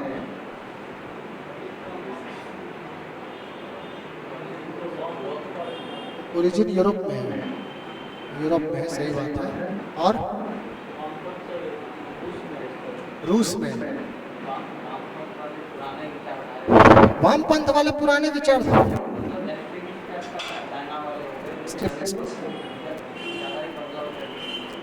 ठीक है, देखिए यही चीज़ है, मतलब हमारे कहने का मतलब है, जब सिविल सर्विस की तैयारी कर रहे हो तो इन चीज़ों पे इतनी क्लैरिटी होनी चाहिए कि जब आप यूपीएससी या बीपीएससी का इंटरव्यू दे रहे हैं, सामने से आपको कुछ पूछ ले तो आप उसको अच्छे से सेटिस्फाई कर सकें। क्योंकि इंटरव्यू का तो देखिए, जैसे मेंस क्या है, मेंस बहुत मतलब कंसाइज हो जाता है, प्री अपने आप में समुद्र है, उसी तरीके से इंटरव्यू भी समुद्र है। क्या पूछेगा सामने वाला, वो कोई नहीं गेस कर सकता है। भले आप एक मतलब बेसिक प्रिपरेशन कर सकते हैं कि आपका ग्रेजुएशन ये है ना, ऑप्शनल ये है, जीएस ये है, करंट ये है, हम कर लेते हैं, लेकिन सामने वाले के दिमाग में क्या चल रहा है वो हम कैसे गेस कर पाएंगे? संभव है क्या? नहीं कर पाएंगे। तो हम लोगों को ऐसे प्रिपेयर करना है खुद को कि की चीज को समझे, जो कोई भी चीज का की होता है ना, उसको समझे। और उसको जब समझिएगा तो सामने वाला जो क्वेश्चन पूछ रहा है वो किस आइडियोलॉजी के हिसाब से पूछ रहा है, किस इंटेंशन से पूछ रहा है, उसको आप गेस कर पाएंगे, उसको समझ पाएंगे। तो जरूरी है इसको, इस चीज के लिए ना आप लोग कुछ बेसिक बुक पढ़ लीजिए, हिस्ट्री का कुछ टॉपिक पढ़ लीजिए, या फिर नहीं होगा तो हम पढ़ा देंगे। हिस्ट्रियोग्राफी एक टॉपिक होता है ना, उसमें ना इतिहास लेखन आप लोग अक्सर देखते होंगे कि सरकार जो है इतिहास में बदल रही है, इतिहास का पुनर्लेखन हो रहा है ना। तो वो आइडियोलॉजी के हिसाब से इतिहास को फिर से लिखा जाता है। तो वो वामपंथ हो गया, दक्षिण पंथ हो गया, उपयोगितावादी सिद्धांत हो गया, आजकल एक सबाल्टर्न आता है, तो उसके हिसाब से अभी बेसिक बात बस हम इतना सा बता दें कि वामपंथ और दक्षिण पंथ, आप लोग फ्रांस की क्रांति, बहुत शॉर्ट में छोटा सा कहानी बता दें कि इसमें हुआ ये कि जब फ्रेंच रिवॉल्यूशन हो रहा था, तो उस समय क्या हुआ ना कि दो क्लास बन गया। ठीक है, एक ऐसा क्लास था जो राजा का समर्थक था, जो चाहता था कि राजतंत्र रहे। एक ऐसा क्लास था जो किसान क्लास था, है ना, जिसका जो मतलब प्रोडक्शन करता था, है ना, वो उत्पादन कर रहा है। मजदूर क्लास, किसान क्लास, वो क्लास हो गया, तो दो क्लास हो गया। ठीक है, उसको वहाँ पे फ्रांस का जो ये होता था उसको स्टेट बोलते थे, और उसको 3 स्टेट में बांटे हुए था।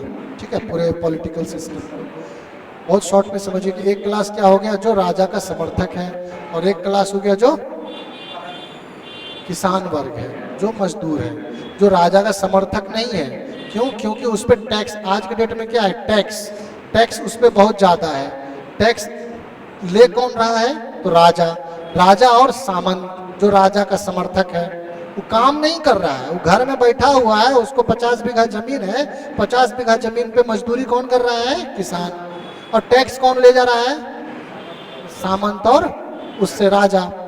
तो सामंत और राजा उस व्यवस्था का तो समर्थक होगा, ऑब्वियस सी बात है, और किसान उसका विरोधी होगा।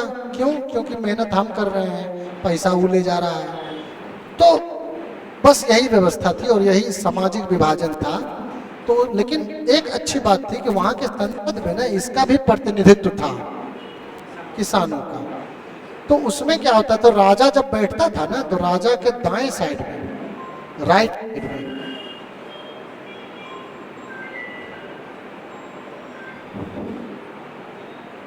है ना, राजा के राइट साइड में कौन बैठता था? इसको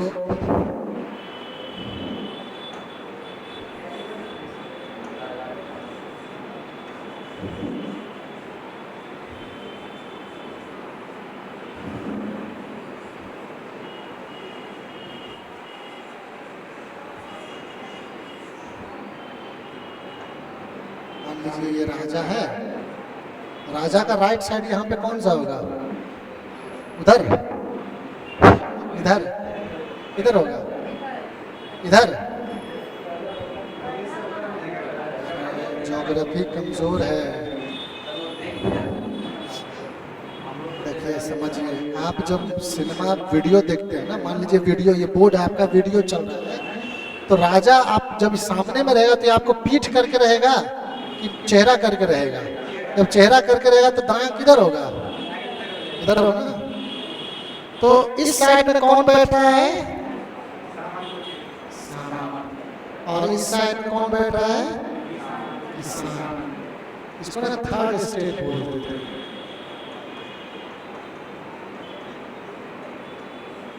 ठीक है, अब देखिए यही दायां है और ये बायां है। यही बायां से क्या है? वामपंथ। और यही दायां से क्या है? दक्षिणपंथ। अब यहां से देखिए, ओरिजिन जब किसी चीज का समझिएगा ना, तो टॉपिक से ये समझिएगा कि उसका इंटेंशन क्या होगा। ये क्या है? परिवर्तनवादी है, ये चाहता है परिवर्तन।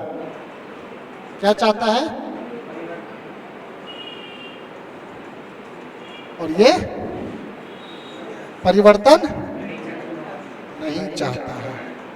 तो बस इतनी सी बात से आप ये समझ लीजिएगा कि आपके आसपास जो लोग हैं उनका आइडियोलॉजी क्या है, जो परिवर्तन चाहता है और जो परिवर्तन नहीं चाहता है।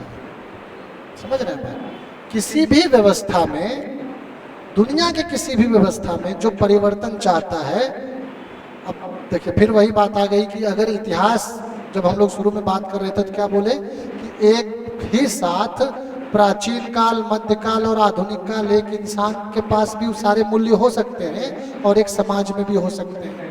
वैसे ही यहाँ भी है कि एक ही इंसान के अंदर वामपंथी और दक्षिणपंथी दोनों मूल्य हो सकता है। समझिए, समझ रहे हमारी बात? कुछ चीज पे आप चाहिएगा कि परिवर्तन हो जाए, हो सकता है कुछ चीज पे आप चाहिएगा कि नहीं हो जाए। ठीक है, ये सामान्य बात हुई। अब वामपंथ जो मार्क्स वाला है उसमें थोड़ा सा अलग है कि मार्क्स का अपना एक किताब है। मार्क्स की किताब का क्या नाम है? दास कैपिटल, है ना? तो मार्क्स की एक अपनी पुस्तक है। उस पुस्तक में वो वामपंथ को कैसे, मतलब वो देखा है, कैसे उसको लिखा है और पूरे दुनिया के इतिहास को वो कैसे उल्टा से सीधा कर दिया, वो अलग कहानी है। लेकिन सामान्य तौर से जो ये दो टर्म है ना, वामपंथी और दक्षिणपंथी, उसका ओरिजिन यही है, फ्रांस की क्रांति। ठीक है,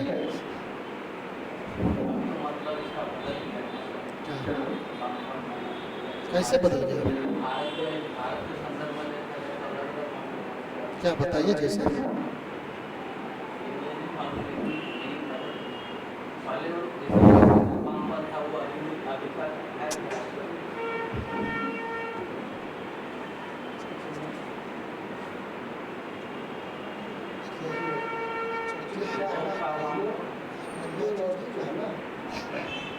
आइडियोलॉजी जो है वो आज भी वही है। ठीक है, वामपंथ का जो बेसिक फीचर है वो आज भी वही है, क्योंकि वो एकेडमिक्स का चीज है। एकेडमिक्स समझते हैं? एकेडमिक्स का चीज है, वो आज भी वही है आइडियोलॉजी के हिसाब से। अब ये अलग बात है कि चाइना जिसको आप वामपंथी समझते हैं, जुनारी हो गया है, रसिया जिसको वामपंथी समझते हैं, उसका एकेडमिक सिस्टम कुछ हो गया है। बहुत ये बहुत ज़्यादा डिबेटेबल टॉपिक है, बहुत ज़्यादा इस बहस हो सकती है। हम समझाएंगे इकोनॉमी जब आप पढ़िए, इकोनॉमी में इकोनॉमिक सिस्टम, इकोनॉमी पढ़ाने से पहले सिविक्स की पढ़ाई होती है ना, तो इकोनॉमिक सिस्टम पढ़ाया जाता है कि आप इकोनॉमिक सिस्टम को समझिए। इकोनॉमिक सिस्टम में पूंजीवादी अर्थव्यवस्था है, समाजवादी अर्थव्यवस्था है और वामपंथी समाजवादी वही हुआ। इसके अलावा और एक जो ट्रस्टीशिप वाला जो गांधी जी का, तो वो अर्थव्यवस्था का मॉडल है, उसको समझते हैं हम लोग। एक मिश्रित अर्थव्यवस्था भी बोलते हैं। तो उससे क्या होता है ना कि उससे उत्पादन के साधन और उसके वितरण, इसको ही किया जाता है। इकोनॉमी देखा जाएगा, हम लोग उसमें नहीं जाएंगे। नेक्स्ट टॉपिक जो हम लोग पढ़ेंगे ना, वो बिहार में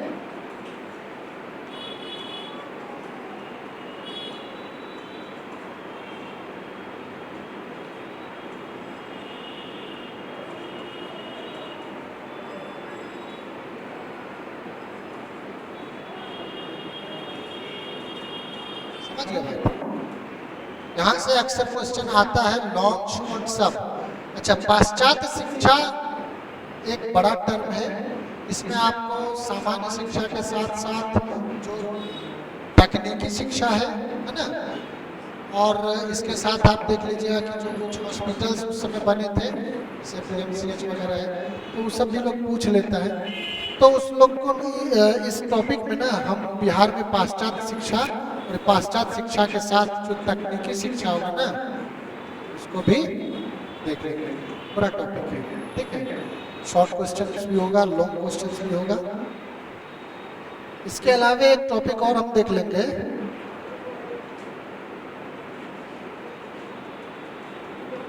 स्वतंत्रता आंदोलन में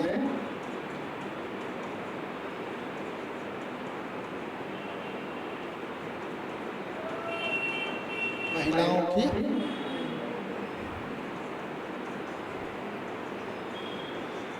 हो सकता है यहाँ से लॉन्ग क्वेश्चन, शॉर्ट क्वेश्चन कुछ भी आए।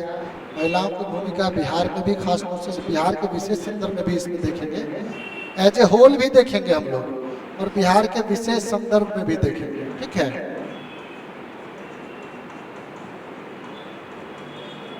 एक्चुअली क्या है ना, इस स्वतंत्रता आंदोलन में महिलाओं की भूमिका पर बहुत ज़्यादा, मतलब नॉर्मली तो हम लोग नहीं पढ़े हैं, है ना। बहुत कहीं कहीं पे किसी किसी का जिक्र आता है, लेकिन एक बड़े इसमें नहीं आता है, ठीक है। लेकिन फिर भी एक टॉपिक के तौर पर हम लोग तैयार कर लेंगे। इसके बाद हम लोग देखेंगे बिहार में क्रांतिकारी राष्ट्रवाद, इसको फिर उसी तरीके से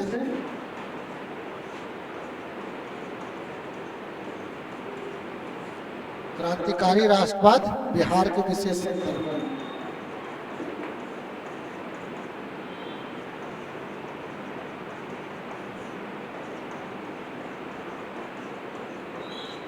क्रांतिकारी राष्ट्रवाद मतलब समझते हैं ना आप लोग। हम देखिए एक और आइडियोलॉजी आ गया, राष्ट्रवाद। वाद शब्द जो है ना,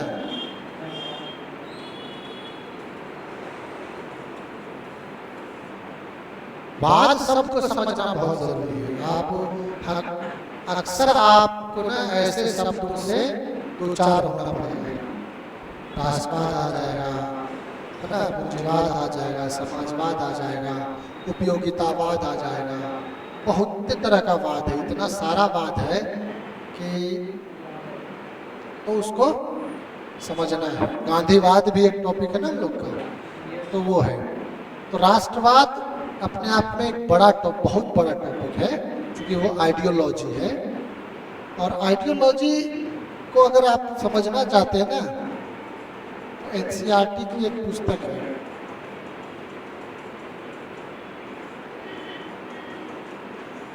11th की पॉलिटी, 11th में 2 पॉलिटी है ना, उसमें से एक पतली सी पॉलिटी होती है जिसमें आइडियोलॉजी का ही है, उसमें समानता, है ना, सांप्रदायिकता, जो है, गांधीवाद, आपका पूंजीवाद, समाजवाद, सारे वाद को डिस्क्राइब किया है। तो हम आप लोग से कहेंगे कि उसको पढ़िएगा ज़रूर, 1 बार 2 बार 3 बार 4 बार 5 बार 7 बार 10 बार, जितनी बार पढ़ सकते हैं पढ़िएगा। वो क्लैरिटी दे देगा आपको, और जब एक बार क्लैरिटी आ जाएगी ना, तो आंसर राइटिंग में फिर मज़ा आएगा। समझ रहे हैं? आंसर राइटिंग जो चीज़ है ना, वो फिर से हम बता रहे हैं, शब्दों का खेल है। आप शब्द का से खेलने लगिएगा तो अपने आप कैसा हूँ क्वेश्चन रहेगा ना, आपको कुछ नहीं आता है तब भी 4 पन्ना लिख के आइएगा, और बहुत ज़्यादा आएगा तब भी आप 3 पन्ना 2 पन्ना 4 पन्ना लिख के आइएगा। मेन है कि छोटे को पढ़ा, बड़े को छोटा करना आना चाहिए। समझ रहे हैं? अगर बड़ा टॉपिक है और हमसे जैसे मान लीजिए भारत छोड़ो आंदोलन अपने आप में बड़ा टॉपिक है, लेकिन हमको ये आगे बोल दिया गया प्रश्न में कि भारत छोड़ो आंदोलन पे शॉर्ट नोट्स लिखिए 150 शब्द में। तो अब भारत छोड़ो आंदोलन को 150 शब्द में लिखना है, तो उसमें उसकी सारी बातें उसी 150 शब्द में लिखनी है। तो उस शब्द से खेलना आना चाहिए कि हम एक शब्द लिखें और उसका मीनिंग हम एक पैराग्राफ के बराबर हो। मतलब हम जो कहना चाह रहे हैं वो सामने वाले को पूरा पिक्चर क्लियर हो जाए एक ही शब्द से। तो वो शब्द आपके पास होना चाहिए। चलिए, क्रांतिकारी राष्ट्रवाद देख लेंगे। क्रांतिकारी राष्ट्रवाद मतलब हो गया कि जो उस समय के लोग थे जो क्रांतिकारी थे, है ना, वो राष्ट्रवादी थे। राष्ट्रवादी किसको बोल रहे हैं? जो राष्ट्र, एक देश, एक, देखिए अब फिर शॉर्ट में थोड़ा सा समझ लीजिए राष्ट्रवाद। राष्ट्रवाद क्या है ना, धर्म, हम लोग जाति बोलते हैं लेकिन इसको नस्ल समझिएगा, ठीक है, भाषा, भूगोल और भी इस तरह का बहुत सारा चीज हो सकता है। उसके आधार पे जब आपके अंदर क्या एकात्म का भाव आए, ठीक है, एकात्म कि हम लोग सब एक हैं, यूनिट, है ना, तो उसको राष्ट्रवाद कहते हैं। भारत के संदर्भ में क्या है कि हम लोग इन सब को हटा देते हैं, सबको हटा देते हैं। भारत के संबंध में केवल ये लागू होता है। क्यों? क्योंकि भारत का नक्शा देखिएगा तो कैसा है, ऐसा ही है ना?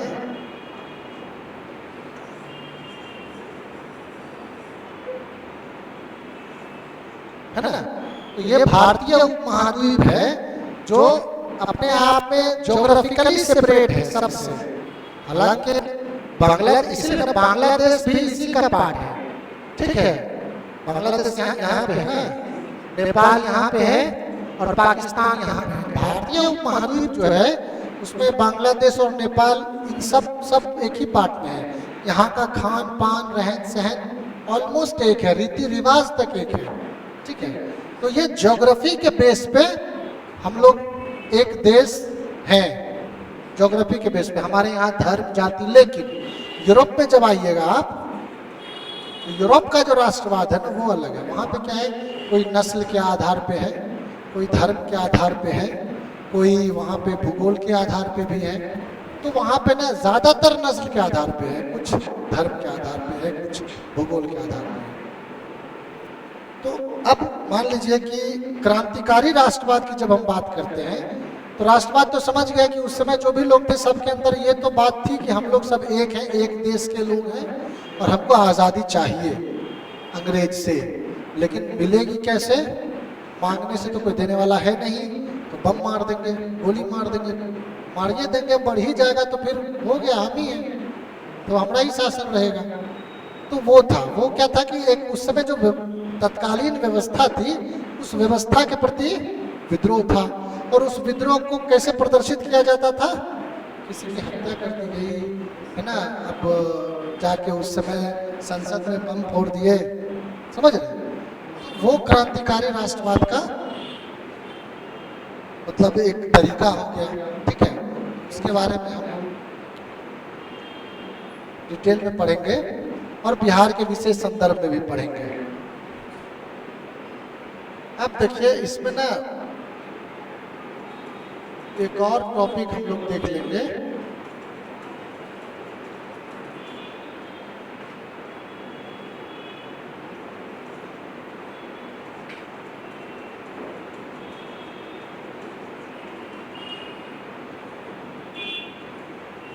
है ना, बिहार का प्रांत के रूप में होता है। पूछा जाता है कभी कभी, शॉर्ट क्वेश्चन में पूछा गया है। लॉन्ग क्वेश्चन यहाँ से नहीं आया है लेकिन शॉर्ट क्वेश्चन कई बार आया है। बिहार का प्रांत के रूप में होता है। बिहार प्रांत के रूप में किससे अलग हुआ था?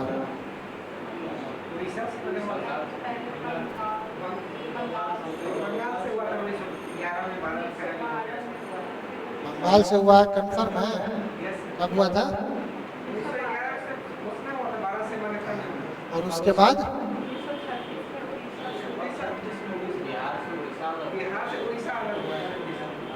उड़ीसा से बिहार अलग हुआ, बिहार से उड़ीसा अलग हुआ, बात देखी है, मतलब दोनों अलग हो गए, है ना। बात यह है कि दोनों अलग हो गए भाई, तुम अपना देख लो, हम अपना देख लेंगे, तो वो चीज़ है। तो उसको भी हम लोग देख लेंगे कि बिहार को अलग सेपरेट स्टेट बनाने के लिए क्या किया गया, कौन सा मतलब आंदोलन हुआ, कौन कौन लोग उसमें शामिल थे, किनकी भूमिका है, वो कैसे कैसे मतलब अंग्रेजों के सामने बातें रखी गई, ठीक है, तो वो देख लेंगे। इसके बाद हम आ जाएंगे किसमें, कला वाले से। कला में कौन सा कला बार बार पूछती है, मधुबनी पूछिए।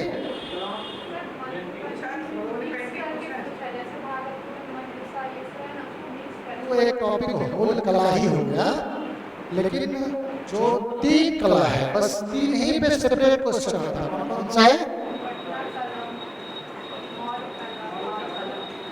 एक चीज समझिए, कभी भी जब कुछ भी बोलिए ना, पीरियड का जो सीक्वेंस होता है लिखने में भी और बोलने में भी, उसको आप लोग ध्यान रखिए, ताकि जैसे इंटरव्यू में गए तो इंटरव्यू में हम पहले पटना कलम क्यों बोलेंगे, पटना कलम आधुनिक काल का है ना, 90 मतलब 1900 मतलब 20वीं शताब्दी कह लीजिए, और मौर्य कला प्राचीन काल में आ गया, तो हमने उसको क्या क्रॉनिकली बोलेंगे, मौर्य है तब क्या होगा, पाल कला, सही बात है, और तब होगा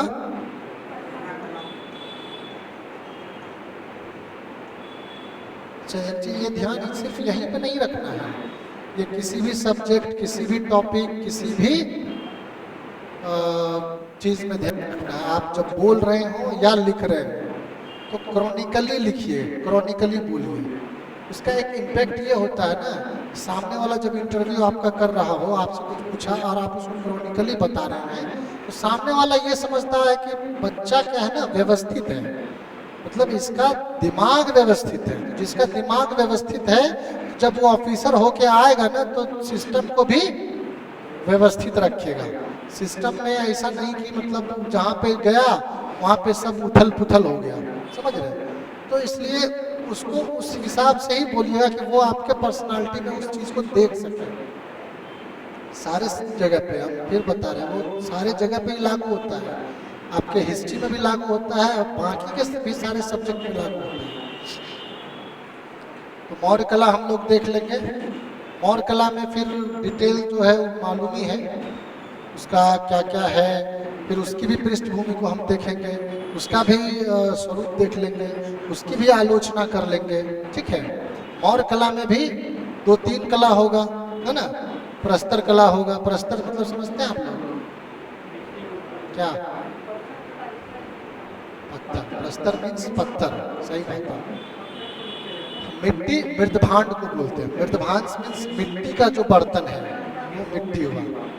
मृद एक्चुअली संस्कृत का वर्ड है, संस्कृत से नहीं होता है, तत्सम और तद्भव, समझते हैं ना। तत्सम क्या हुआ,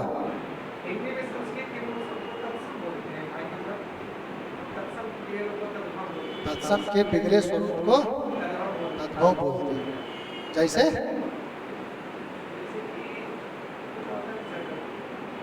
जैसे जल का पानी, ऐसे भी और भी बहुत सारा शब्द हो सकता है। फिर तो इसमें प्रस्तर है, प्रस्तर क्या है, मतलब वो तत्सम शब्द हो गया, है ना। पत्थर तद्भव कह लीजिए, या सामान्य आज के बोलचाल की भाषा हो गई। मृदभान, मृद मीन्स मिट्टी है, तो इस प्रस्तर कला हो जाएगा। इसके अलावा आपका गुहा स्थापत्य हो जाएगा, इसके अलावा उस समय की मूर्ति कला हो जाएगी। सबको हम सेपरेटली देखेंगे, और सेपरेटली देखने के बाद एज ए होल भी देखेंगे, और एज ए होल हम लोग मौर्य कला का स्वरूप जानेंगे, है ना। स्वरूप के बाद इसकी विशेषता को जानेंगे, सेपरेटली भी सब जानेंगे, और एज ए होल भी हम जानेंगे। स्वरूप, विशेषता, फिर आलोचना भी करेंगे हम लोग, ठीक है। हम लोग जब मेंस दे रहे थे 60 से 62वीं का, तो उसमें प्रश्न मौर्य कला से ही था, और प्रश्न था कि मौर्य कला का वर्तमान बिहार पे क्या प्रभाव है, बताइए। मौर्य कला का वर्तमान में बिहार में क्या प्रभाव है, समझ रहे हैं ना। तो आपको ये जो लिंक है, इस लिंक को आप जब सीख लीजिएगा, सब आसान है। बीपीएससी कोई अजूबा चीज नहीं है, हमको तो नहीं लगता है। एसएससी हमको ज़्यादा भारी लगता है, एसएससी और ये सब ना वो हमको ज़्यादा कठिन, मेरा पर्सनल मतलब हमको लगता है।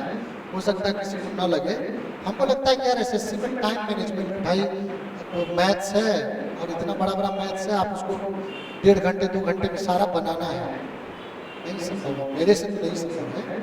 लेकिन हाँ, ये हमको लगता है कि चलो इसमें तो क्या है, कहानी बनाना है, कहानी बना लिया जाएगा। बाल कला को भी इसी तरीके से हम लोग देखेंगे, यही 3 चीज, समझ गए, स्वरूप, विशेषता और आलोचना। बाल कला में भी बेसिकली उस समय उसकी जो मूर्ति कला है, भित्ति चित्र है, भित्ति चित्र समझ रहे हैं, भित्ति मीन्स, भित्ति मीन्स दीवार, ठीक है। तो भित्ति चित्र उस समय जो था ना, एक्चुअली जो हमारे पास साक्ष्य अवेलेबल है वो दीवार नहीं है, लेकिन एक सरफेस है ना, जो मिला है, उसमें कुछ चित्रांकन किया गया है, तो उसको भित्ति चित्र ही कहा जाता है। आप इस दीवार पे ऐसे कीजिए कि उस दीवार को ऐसे लिटा के ऐसे कीजिए, तो भित्ति चित्र ही कहला, ठीक है। तो पाल कला में भित्ति चित्र हो गया, मूर्ति कला भी है पाल काल में, उसकी मूर्ति कला को भी हम स्पेशल देखेंगे, उसकी विशेषता को भी देखेंगे, और उसकी भी आलोचना कर लेंगे। और जैसे मौर्य कला में पूछ लिया प्रश्न यूपीएससी कि वर्तमान में मौर्य कला का क्या बिहार पे प्रभाव है, वैसे ही पाल कला का भी क्या प्रभाव हो सकता है, उसको हम लोग देखिए। सब प्रश्न क्या होता है ना कि सोच के कुछ पॉइंट्स, 4-5 पॉइंट्स लिख लेना बस, है ना। इसको कोई इंश्योर नहीं कर सकता है हाँ सच में ऐसा है ही, लेकिन 4-5 पॉइंट आप सोचिएगा तो सोच लीजिएगा। सब चिंतन और मनन का चीज है, आप चिंतन। फिर पटना कलम है, पटना कलम को कंपनी शैली भी बोलते हैं क्या, या कंपनी प्लस मुगल। कंपनी और मुगल का जो मिश्रित एक मतलब कला का विकास हुआ, उसको पटना कलम के नाम से जाना गया। 20वीं शताब्दी 19वीं शताब्दी के आसपास इसका विकास हुआ है। 2000 ईस्वी के बाद ज़्यादातर इसमें कलाकार अब रहे नहीं, है ना। कला तो कला है, कला अमर है, जो हो गया सो हो गया, हमेशा है। कुछ ऐसा अजूबा हो जाए कि सिंधु सभ्यता कि जैसे अचानक हो जाए तो तब भी खत्म नहीं होता है, तब भी बाद में 100 साल बाद जब खुदाई होगा तो पता चला हाँ ये था, वही हो रहा था। चलिए, तो इसके बाद फिर हम लोग विचारधारा वाले पोर्शन पर जाएंगे।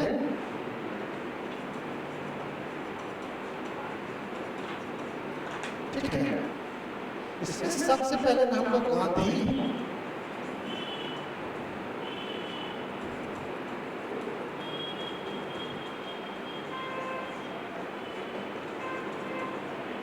गांधीवाद, है ना। गांधीवाद बहुत जरूरी चीज है, बीपीएससी के लिए तो बहुत महत्वपूर्ण है। पीटी मेंस और सिर्फ ये हिस्ट्री वाले सब्जेक्ट नहीं, पीटी वाले सब्जेक्ट के लिए, इकोनॉमी वाले सब्जेक्ट के लिए, इंटरव्यू के लिए, हर जगह के लिए महत्वपूर्ण है। ठीक है, तो गांधीवाद को ना आप लोग वैसे ही अच्छे से समझिएगा, अच्छे से पढ़िएगा, बहुत जरूरी चीज है।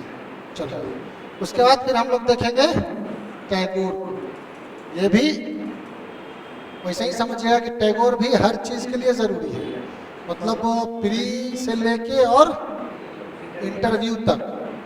नेहरू है, वो भी आपके लिए वैसे ही जरूरी होगा, प्री से लेके इंटरव्यू तक। सब क्या है ना कि आपका आइडियोलॉजी बनाने में आपको, या आपका एक आइडियोलॉजी नहीं कहेंगे तो सोच, कि आपका सोच जो है वो कैसा होना चाहिए प्रशासन के लिए, वो बनाने में मदद करता है। समझ रहे हैं बात? कि आप जब प्रशासन में जा रहे हैं, भारत एक कल्याणकारी राज्य थी भी और है भी। ऐसा आज भी ऐसा नहीं कहा जा सकता है कि भारत पूंजीवादी व्यवस्था वाले देश हो गए हैं, नहीं। आज भी कल्याणकारी राज्य है, आज भी ढेरों योजना इंडियन गवर्नमेंट चला रही है जो कल्याणकारी योजना है कि नहीं है? तो आज भी हम कल्याणकारी राज्य ही हैं। तो कल्याणकारी राज्य के लिए ये गांधी, टैगोर, नेहरू, इन लोगों के विचार को समझना और जानना बहुत जरूरी है। और उसी के हिसाब से हम लोग को भी, जब मान लीजिए आपका सिलेक्शन हो जाएगा, आप प्रशासन में आएंगे, तो आपको भी उस प्रशासन में उसका कैसे यूज होगा वो भी आपको बहुत मदद करेगा। इसके अलावा हम लोग अम्बेडकर,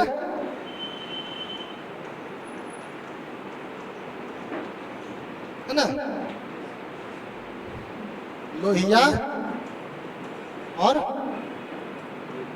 जयप्रकाश, इन लोगों को भी, या इन लोगों के आइडिया को भी जाने के। जयप्रकाश का सर्वोदय नाम सुने हैं?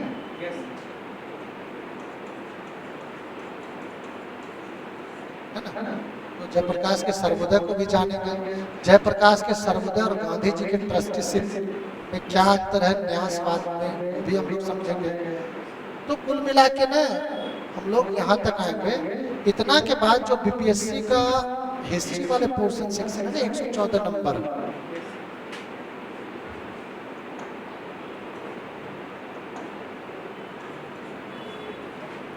ये आपका ऑलमोस्ट कवर हो जाएगा। इसके बाद कोई ऐसा क्वेश्चन नहीं होगा जो आपको अजीब लगेगा। लेकिन ध्यान ये रखना है कि दुनिया का कोई लोग आपको कुछ भी पढ़ा दे, एग्ज़ाम आपको ही देना है, ठीक है, और वहाँ पे इंटरव्यू आपको ही फेस करना है। तो आप अपने स्टडी को इतना ब्रॉड रखिए, इतना ब्रॉड रखिए कि कभी भी कोई ऐसा चीज़ आ जाए, है ना, तो आप उसको टैकल कर सकते।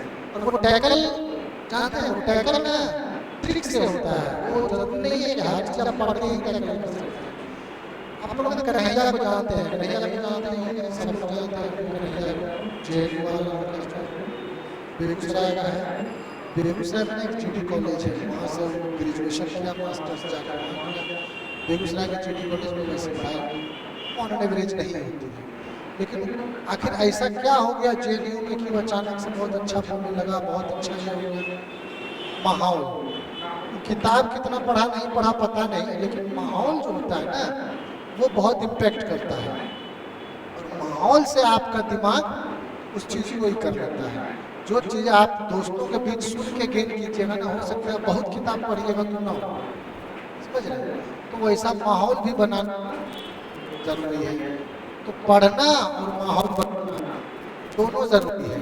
तो माहौल बनाने के लिए ना आपको आपका जो सर्किल होगा उस सर्किल में माहौल बनाइएगा कि हमारा सर्किल वैसे लोगों का हो जो गंभीर हो पढ़ने के लिए, जिनका सिविल सर्विस के लिए होता है। देखिए सिविल सर्विस के लिए दो तरीके के लोग आ रहे हैं तैयारी कर रहे हैं। एक वो भी है जो चलो भाई करना है तैयारी करना है, सरकारी नौकरी चाहिए। एक वो है जिसका मोटो ही सिविल सर्विस नहीं, हमको सरकारी नौकरी नहीं, हमको सिविल सेवा चाहिए, है ना। मतलब हमको डीएसपी बनना है, हमको आईएएस बनना है, हमको डीएसपी बनना है, हमको एडीएम बनना है।